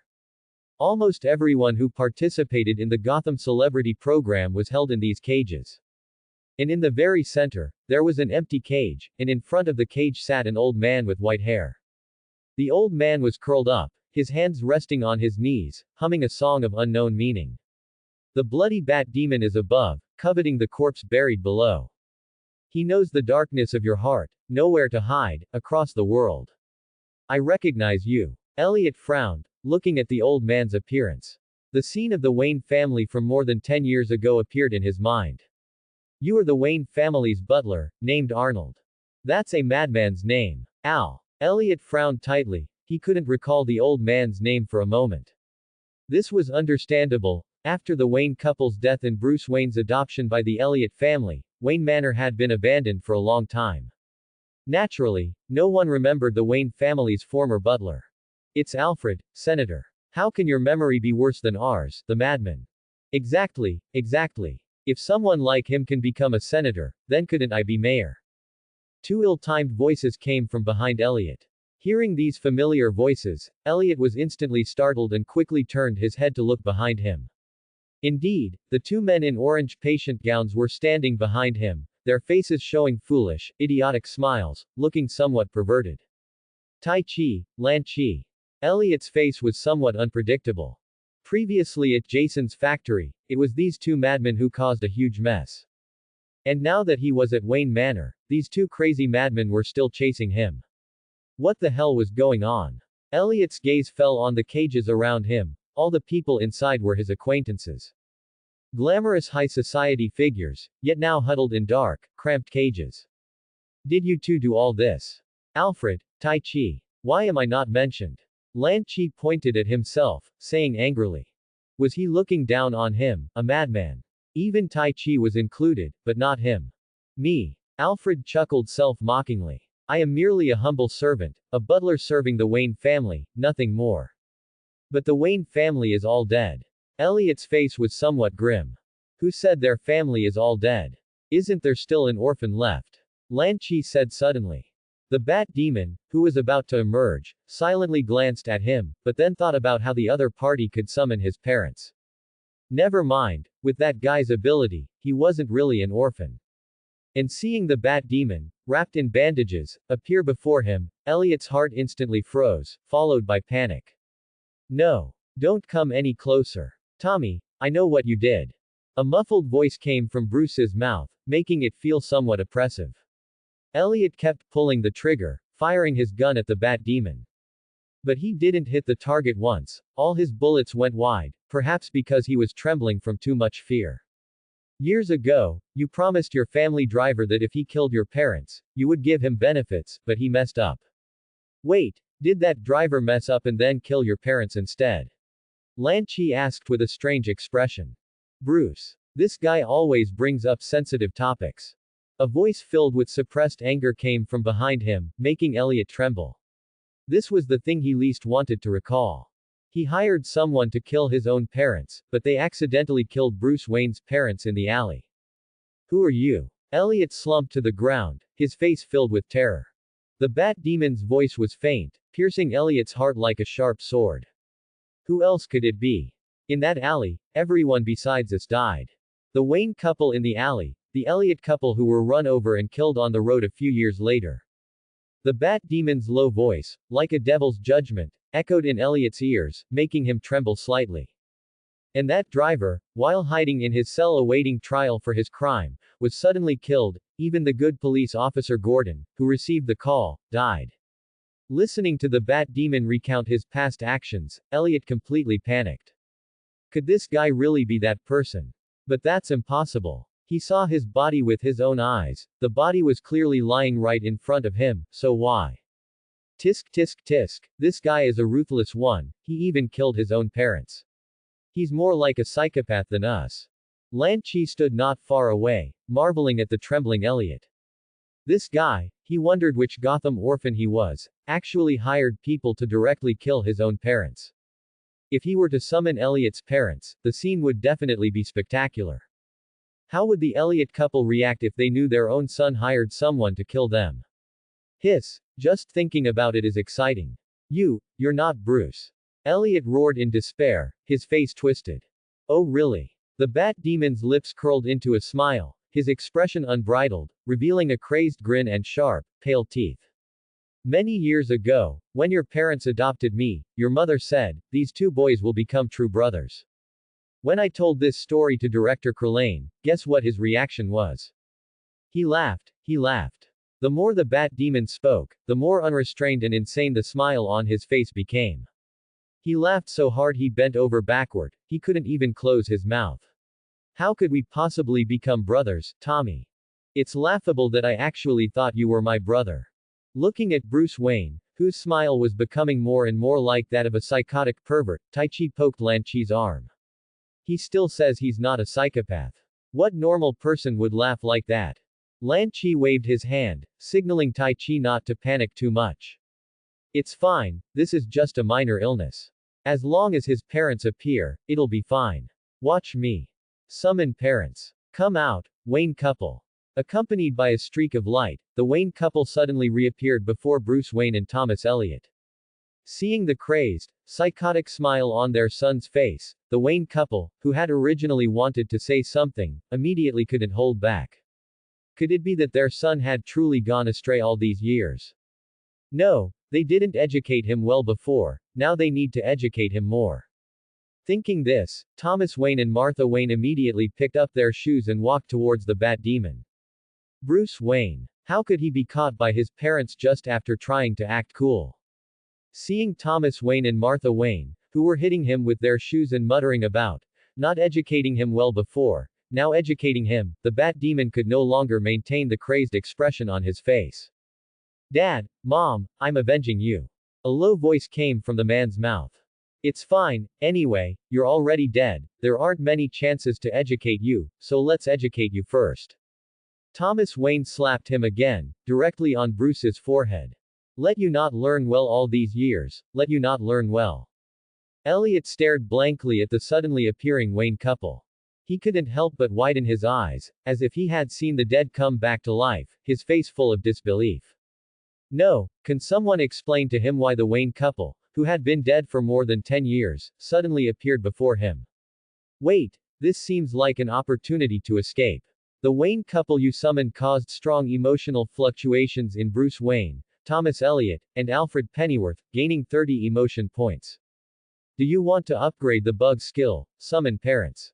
Question mark. This skill can be upgraded. Lan Chi was a little surprised. There was no description of the Summon Parents upgrade on the light screen. Even the restriction that this skill could only be used once a day was something he had discovered through trial and error when he used it before.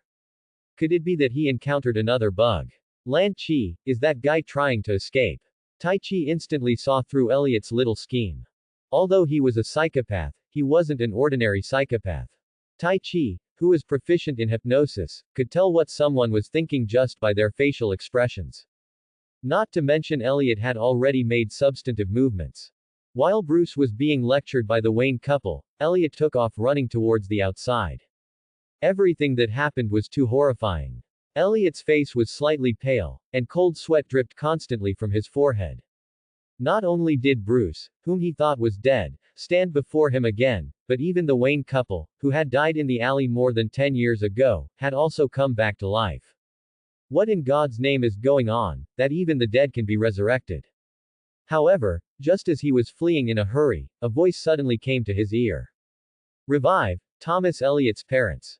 Immediately after, two familiar figures appeared before Elliot, blocking the path of the well-dressed senator. Motherfool. Elliot's pupils suddenly constricted, looking at the familiar figures before him. His parents, whom he had killed and confirmed dead, now stood before him once again. Holy shit. Is God not doing his job anymore? Can the dead be revived so casually? Alfred, not far away, also froze upon seeing the resurrected Wayne couple and Elliot couple. Jack, I'm not dreaming, am I? Alfred seemed to have seen something incredible. His whole body was stiff. Of course you're not dreaming. The parents of these two, who are dispensable, have been resurrected by this kid Lan Chi, Jack replied. Then can you? Alfred looked at Lan Chi with a hint of hope in his eyes. Although he was old, he still had some longing for his parents. After all, they had been dead for decades, now only living in his memories. I probably can't summon them today, old man. Lan Chi glanced at the words on the light screen and shook his head. After an upgrade costing 70 emotion points, the bug skill, Summon Parents, finally transformed from once a day to twice a day. He believed that one day, this skill would definitely be able to summon the parents of everyone in the world. What kind of shitty bug skill is this? Let's go, Tai Chi, let's quickly go and catch Elliot and interrogate him properly. With that, Lan Chi, holding a strangely shaped green portal gun, quickly ran with Tai Chi to Elliot's front. Elliot, you've been found out. You hired your family's driver to kill the Wayne couple and the Elliot couple. Now the evidence is conclusive, so just accept your fate. Holding the strange green portal gun and wearing orange-yellow patient gowns, the two psychopaths stood before Elliot, their faces serious. The Elliot couple, who had initially been happy to see their child again, frowned slightly upon hearing Lan Chi's words. Even the Wayne couple, who were still lecturing Bruce, had turned around at some point and were staring intently at Elliot, who was slumped on the ground. Feeling everyone's gaze, Elliot's scalp tingled. Shit. His parents found out about him killing them. Generally speaking, Gotham doesn't have inherently evil individuals. Every villain and super criminal has a bitter story behind their transformation into a villain. But sorry, this Gotham is different. Elliot here truly is an inherently evil individual. From a young age, he began planning to eliminate his parents, inherit the family fortune alone, and reach the pinnacle of life. However, his first attempt went awry, leading to the demise of the Wayne couple and leaving Bruce an orphan. Now, the Wayne couple and Elliot couple, summoned by Lan Chi and only able to exist for half an hour, found this quite unbelievable. Their first reaction upon hearing that they were supposedly hired to be killed by the young Elliot was disbelief. How old was he then? How could he possibly orchestrate our murders?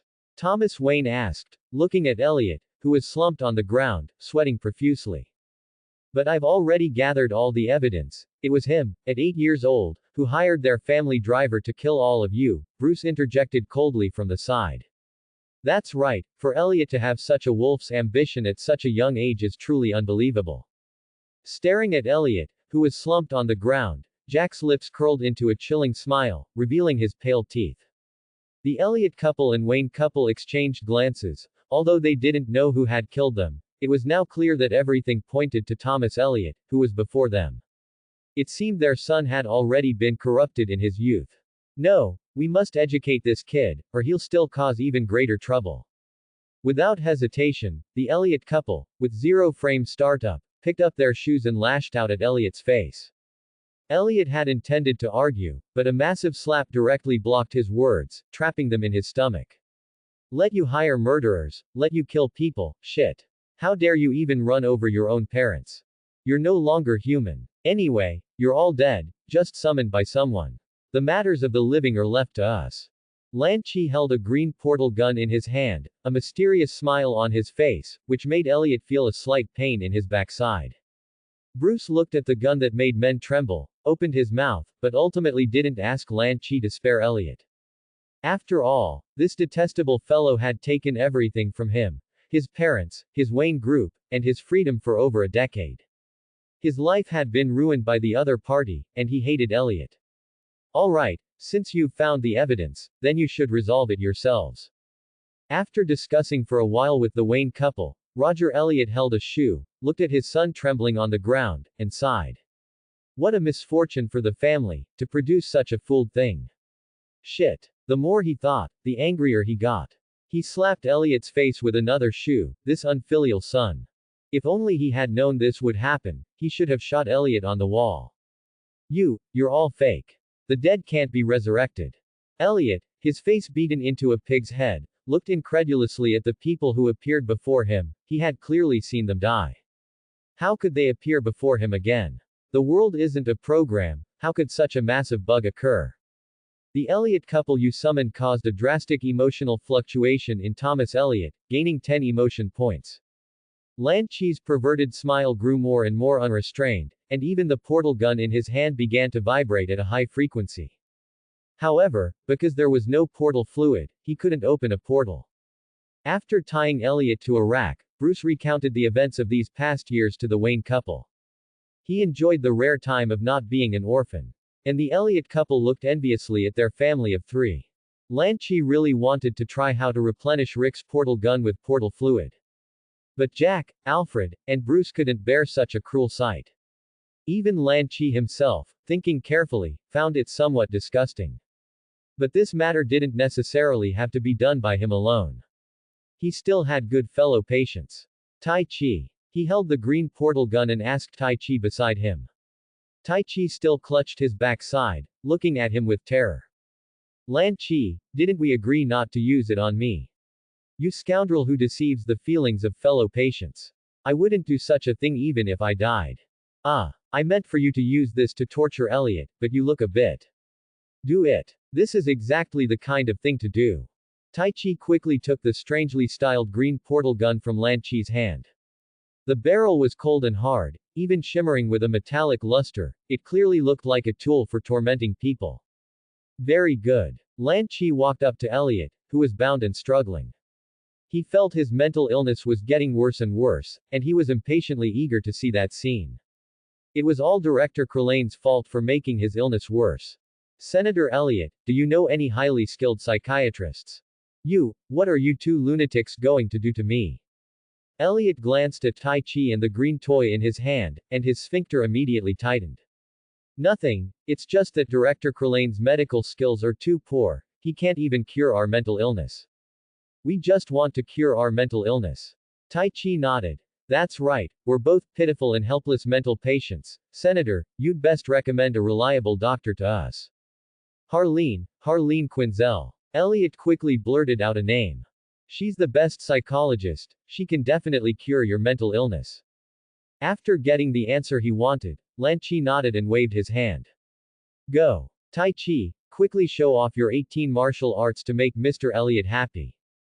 He took out Jack's phone and started playing music to add to the excitement of the act. I'm not gay, I just purely want to torment the senator. After all, this guy is indispensable for Gotham turning out like this. A perverted smile flashed across Tai Chi's face. Don't come any closer. Elliot struggled desperately but could only watch as Tai Chi slowly walked before him, coming up behind him. Powerful music began to play, sounding like a very old song. Immediately following was Elliot's shrill screams and curses. Interspersed were the perverted laughter of Tai Chi and Lan Chi, the 2 mental patients, sending shivers down one's spine. Half an hour later, Silent Bat watched his slowly disappearing parents with bloodshot eyes. Young Master Wayne, Alfred and Joker Jack stood before him. It's time to reclaim everything that's ours. Silent Bat's voice was low and suppressed. You fool, you can't do this. You can't. Talia, save me. Elliot's miserable cries for help reached his ears, making Silent Bat somewhat curious. What exactly are they doing? Jack and Alfred both shook their heads repeatedly. I advise you not to go over there, what mental patients can do is terrifying. Despite their earnest dissuasion, Silent Bat still insisted on going to Elliot's side to see. Not looking was fine, but one look made Bruce's eyelids twitch wildly, and his face even turned slightly pale. Lan Chi turned his head and saw Silent Bat standing behind them. He enthusiastically invited the other party. Bruce, do you want to come and torment him too? I feel this will greatly help our condition. Without the slightest hesitation, Silent Bat turned and left. He even wanted to dig out his brain, extract all the scenes he had just witnessed, and throw them into the trash can. Holy shit. What on earth did he just see? Gotham celebrity brings breaking news. After Senator Thomas Elliot's disappearance, ownership of Wayne Industries Group has been transferred to the Wayne family's former butler, Alfred Pennyworth. We do not have a recent photo of Mr. Pennyworth, nor do we know his whereabouts, but as soon as we find him, you will be able to see this billionaire on Gotham Celebrity. The host's impassioned voice came from the tall buildings, while gunshots and shouts echoed one after another from Gotham's old district not far ahead. Elliot's behavior would make even Admiral Milky Way frown and shake his head. It's simply too outrageous.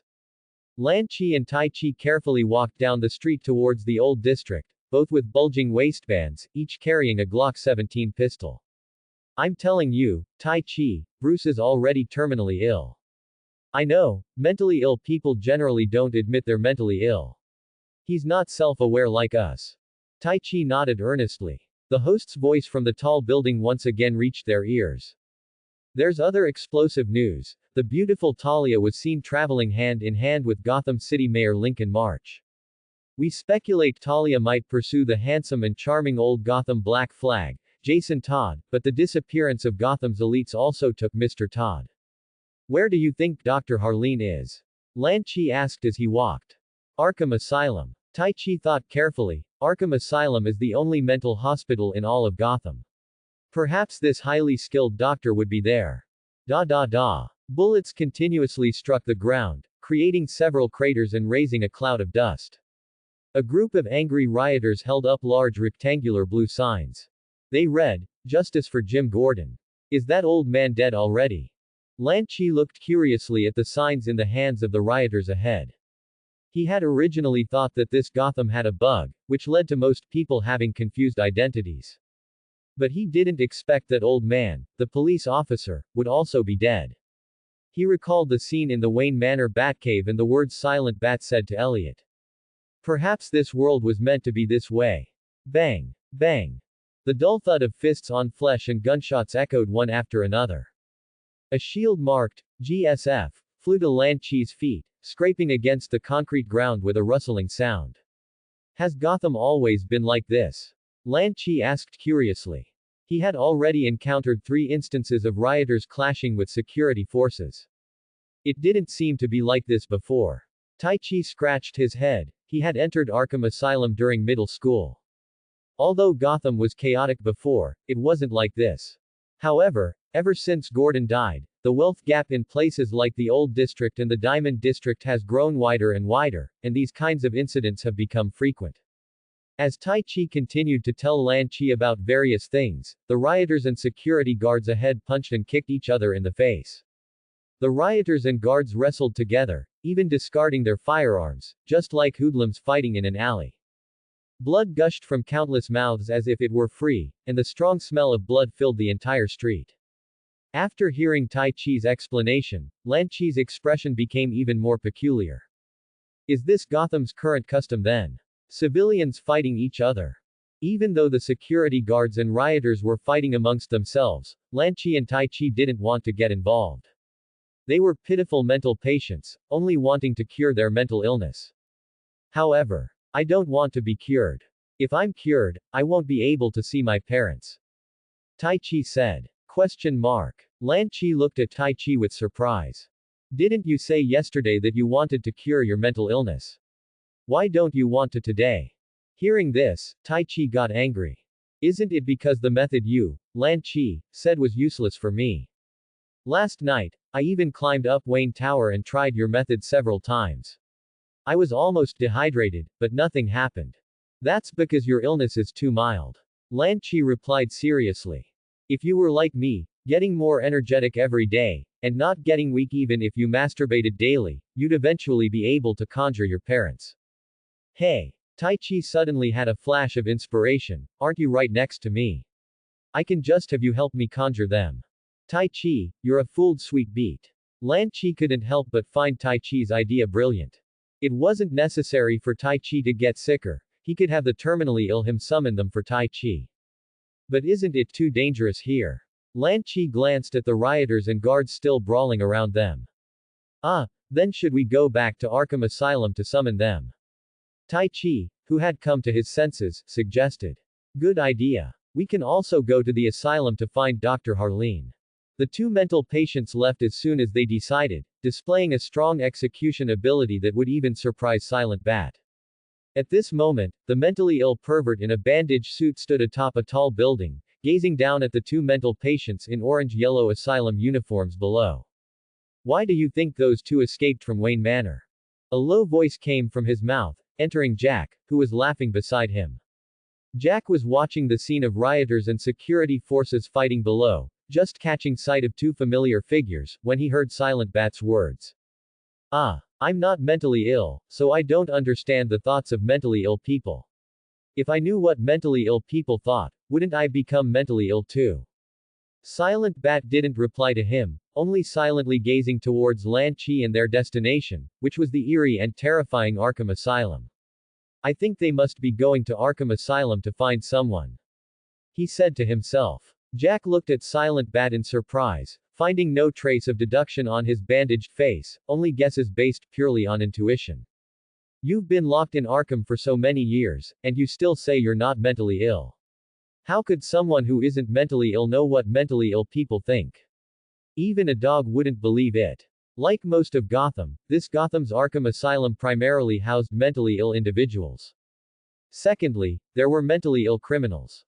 However, after Lan Chi, Bruce, and others escaped from Arkham Asylum, Director Crillane also disappeared. Mayor March then appointed a new person, Hugo Strange, as the director of Arkham Asylum. And his assistant was the psychologist Dr. Harleen Quinzel, whom Lan Chi had Tai Chi thoroughly interrogate Elliot to find out about. Did you two accidentally escape at that time? Director Hugo, wearing a white coat, asked, pushing up his glasses with a finger. That's right. It was too dark then, and we didn't know what was happening. We just felt that something terrifying was chasing us inside Arkham Asylum. Tai Chi said seriously, without even blinking. So you should lock us back up and have Dr. Harleen Quinzel treat us. Lan Chi's serious demeanor surprised both Hugo and Harleen. Such a proper appearance didn't seem like something a mentally ill person could display. But for these two to seriously want to enter Arkham Asylum for treatment, that's a bit of mentally ill behavior right there. Who in their right mind would want to be locked in a mental hospital? This indeed proved that these two guys were not normal. Just as Lan Chi and Tai Chi were happily following Dr. Harleen to the cells. A strong, clear female voice came from outside. Ahead is Arkham Asylum, one of Gotham's most corrupt places. It's these people who killed Gotham's last good cop, Jim Gordon, my father. We're going to blow this place up. Hearing this, Lan Chi's eyelid twitched. No, where did this crazy woman come from? I just found an amazing psychologist, and you want to blow up the mental hospital. What did we mentally ill people ever do to you? We mentally ill people didn't do anything to you. Shit. These lunatics are actually blowing up Arkham Asylum. Lan Chi stared wide-eyed at the explosion behind him, feeling a sudden pang in his crotch. Boom. Accompanied by a violent roar, Arkham Asylum began to be heavily bombed. Countless thugs sprayed Arkham Asylum from outside, and many rockets, along with grenades, exploded against the walls. Debris shot everywhere, even hitting Tai Chi's feet with a crisp sound. The guards who were originally watching him and Tai Chi hastily led them and Dr. Harleen to a cell, then ran off with their shields. Do you think two mental patients like us will obediently go into a cell and wait for you to subdue these thugs? Lan Chi asked. I don't rule out that possibility, Dr. Harleen pondered for a moment before replying. We're mental patients, not retards. Anyone with eyes can see that being locked in a cell now is a dead end. Upon hearing this, Tai Chi scratched his crotch and then blurted out an expletive. Then, looking at the reactions of the two mental patients beside her, Dr. Harleen then glanced at the explosions not far away. Amidst the intense flames, rubble mixed with smoke erupted, and with a roaring sound, the concrete wall collapsed. She could even see the exposed black rebar glowing red from the fire. She had originally wanted to retort, but after seeing this terrifying scene, Dr. Harleen's face instantly turned pale, even showing a hint of terror. She had to admit, these two mental patients were right, perhaps they should escape from here. Let's go, why are you still standing there like an idiot? Lan Chi grabbed Dr. Harleen's hand and, along with Tai Chi, ran forward. This situation clearly looked like a fight was about to break out, and if mechs came again, wouldn't Arkham Asylum be blown sky high? Only a fool would stay here. It's these scumbags, and these hateful mentally ill criminals, who are making our Gotham more and more dilapidated. The man in the red bodysuit gripped his dagger, fiercely stabbing it into a guard's heart. The white blade went in, the red blade came out, the action smooth and clean, without any hesitation. But even so, Tim was not in a good mood. His high school grades were not ideal, but that was mainly due to the severe educational problems in Gotham's old district. It was only after encountering the Outsiders organization that Tim realized these problems were caused by Gotham's upper class. So he began to frantically instigate riots with the Outsiders. But just a few days ago, he had thought he could kill Gotham Senator Thomas Elliott. However, he ended up encountering those two hateful, cursed mental patients in orange-yellow hospital gowns. And the most outrageous thing was that he couldn't remember what had happened at the time. It was only when he came to his senses that he was stroking a large bird, with some inexplicable liquid flowing in front of him, and even his right hand was wet. That feeling was not pleasant. Although Tim didn't know what had happened, he found it very difficult to accept that situation. PFF'd. The sharp blade once again cut through flesh, causing a splash of crimson blood to drip onto the ground. He, Tim Drake, was like a ghost, constantly advancing, with a guard falling dead with every strike of his knife. But suddenly, Tim stopped, staring blankly ahead. Those two figures in orange-yellow Arkham patient gowns felt somewhat familiar to him. "What's wrong, Tim?" Bob, the strong man beside him, asked in confusion. "No. Nothing. But your expression looks a bit fierce, like you're glaring and gritting your teeth," Bob said quietly. Is that so?" Tim bared his teeth, revealing his pale teeth, and combined with his original gloomy expression, his smile became even more unsettling. Bob stared at him, somewhat dumbfounded. "Holy crap. And you say no? The expression on your face is like you've seen the enemy who killed your parents, wanting nothing more than to eat them alive." "It's nothing, I just met two acquaintances," Tim said through gritted teeth. The moment he saw those two figures, he finally remembered what had happened that day. And this instant made Tim's face become hideous. "Mental patients, making me jerk off in broad daylight in public." He gripped the long blade in his hand, his legs suddenly pushing off with force, and he charged at full speed towards Lan Chi and the others. "Run faster, these lunatics are crazy, aren't they? We mental patients are also very pitiful, okay?" Lan Chi cursed, quickly twisting his waist to dodge a bullet fired by a thug. "Exactly, why don't they go after those big shots? Why are they blowing up as mental patients? We're already pitiful enough with our abnormal brains, and now we have to suffer something like this." Tai Chi also felt like crying without tears. What's the difference between this behavior and raping a mental patient? And Dr. Harleen, caught between the two of them, had even more trouble expressing herself. Nothing else, purely because she ran too slowly and couldn't keep up with these two mental patients at all. So Lan Chi and Tai Chi sandwiched Harleen between them, taking her along as they fled. Dr. Harleen was miserably sandwiched between the two, which made her feel more like a hot dog trapped in a sandwich than a psychologist. Just then, a figure suddenly appeared in front of the three. Lan Chi and Tai Chi quickly stopped and slammed on the brakes, finally coming to a halt just before hitting the figure. But Dr. Harleen wasn't so lucky. Due to inertia, she directly crashed into the person's stomach. The soft, fatty stomach bounced her back, and she stood like a roly-poly doll between Lan Chi and Tai Chi again. "What the fool? What an incredibly elastic stomach!" Tai Chi exclaimed, seeing the ripples on the plump belly. "This stomach is so soft, it must feel amazing." Lan Chi was stunned, turning his head to look at Tai Chi with a strange expression. "Is that what you like, Tai Chi? Oh my goodness, look at this romantic and charming beard, and this round face, and this amazingly elastic stomach. Don't you think this guy looks a lot like an Eastern panda?" Tai Chi said with a face full of surprise. But he seemed to realize something after feeling the strange gazes of Lan Chi and Dr. Harleen. "No. I mean he looks like a panda. It doesn't mean I'm gay, and I haven't been to Chengdu, China." "I understand what you mean." Dr. Harleen looked at him with an I understand everything expression. "Lan Chi, you should know, right? I, Jervis Tech, am not British." Tai Chi turned to Lan Chi beside him and explained. I understand everything." Lan Chi also showed the same expression as Dr. Harleen. No wonder Tai Chi covered his butt when he saw him holding the portal gun, and then became perverted when it was time to torture Elliot. So this guy was a cunning one. Holy shit. What are you lunatics saying to Mr. Ventriloquist? We're normal people, we don't do that. Scarface the puppet's large mouth opened and closed, but the voice eerily came from Arnold's stomach. The scene looked a bit creepy.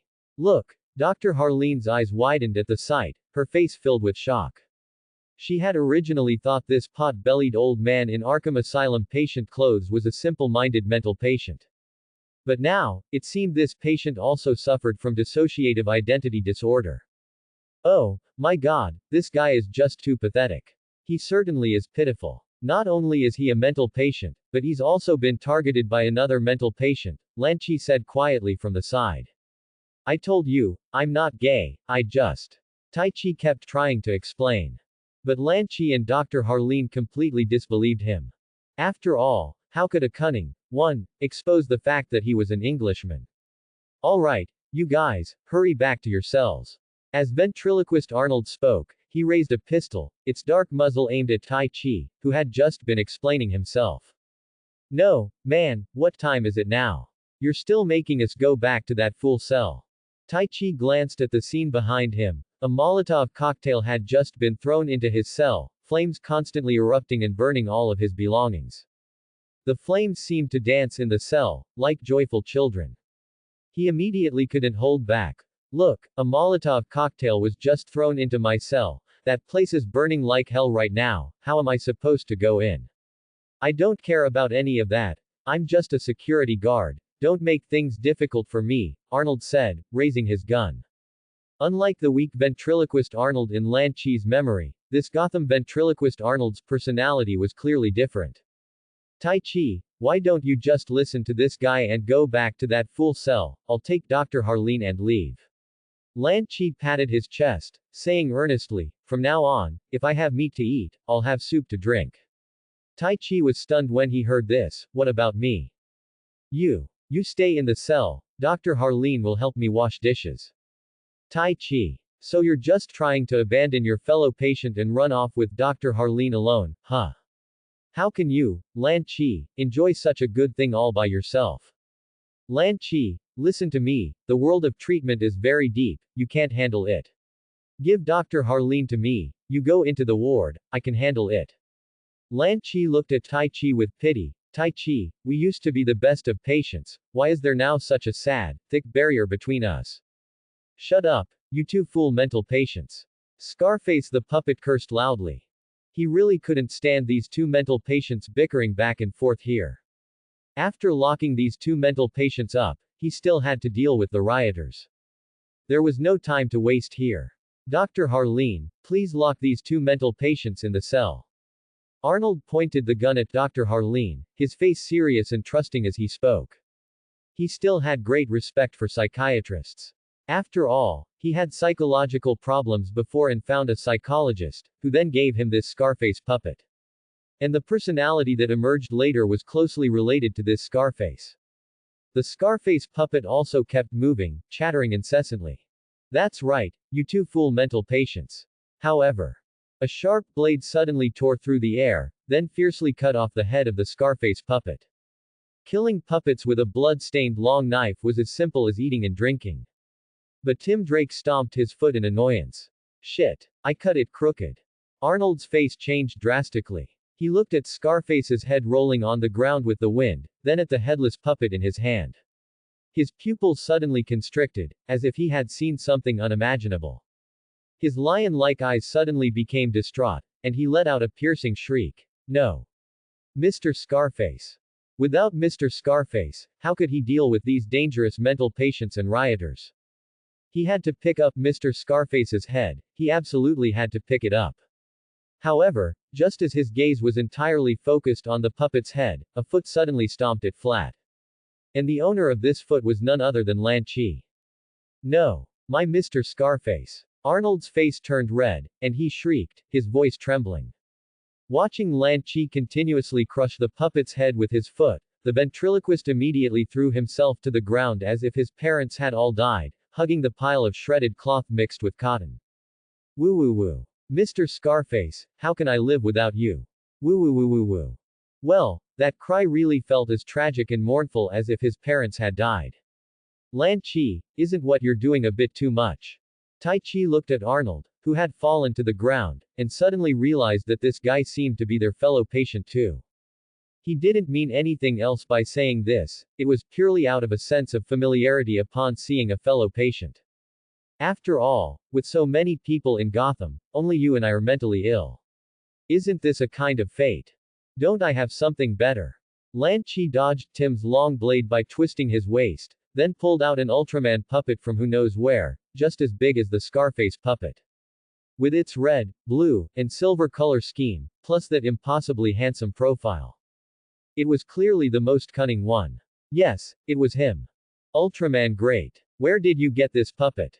Dr. Harleen watched Lan Chi constantly dodging Tim's blade, her face turning slightly pale. Oh, I forgot to tell you again, I just had an episode, Lan Chi said.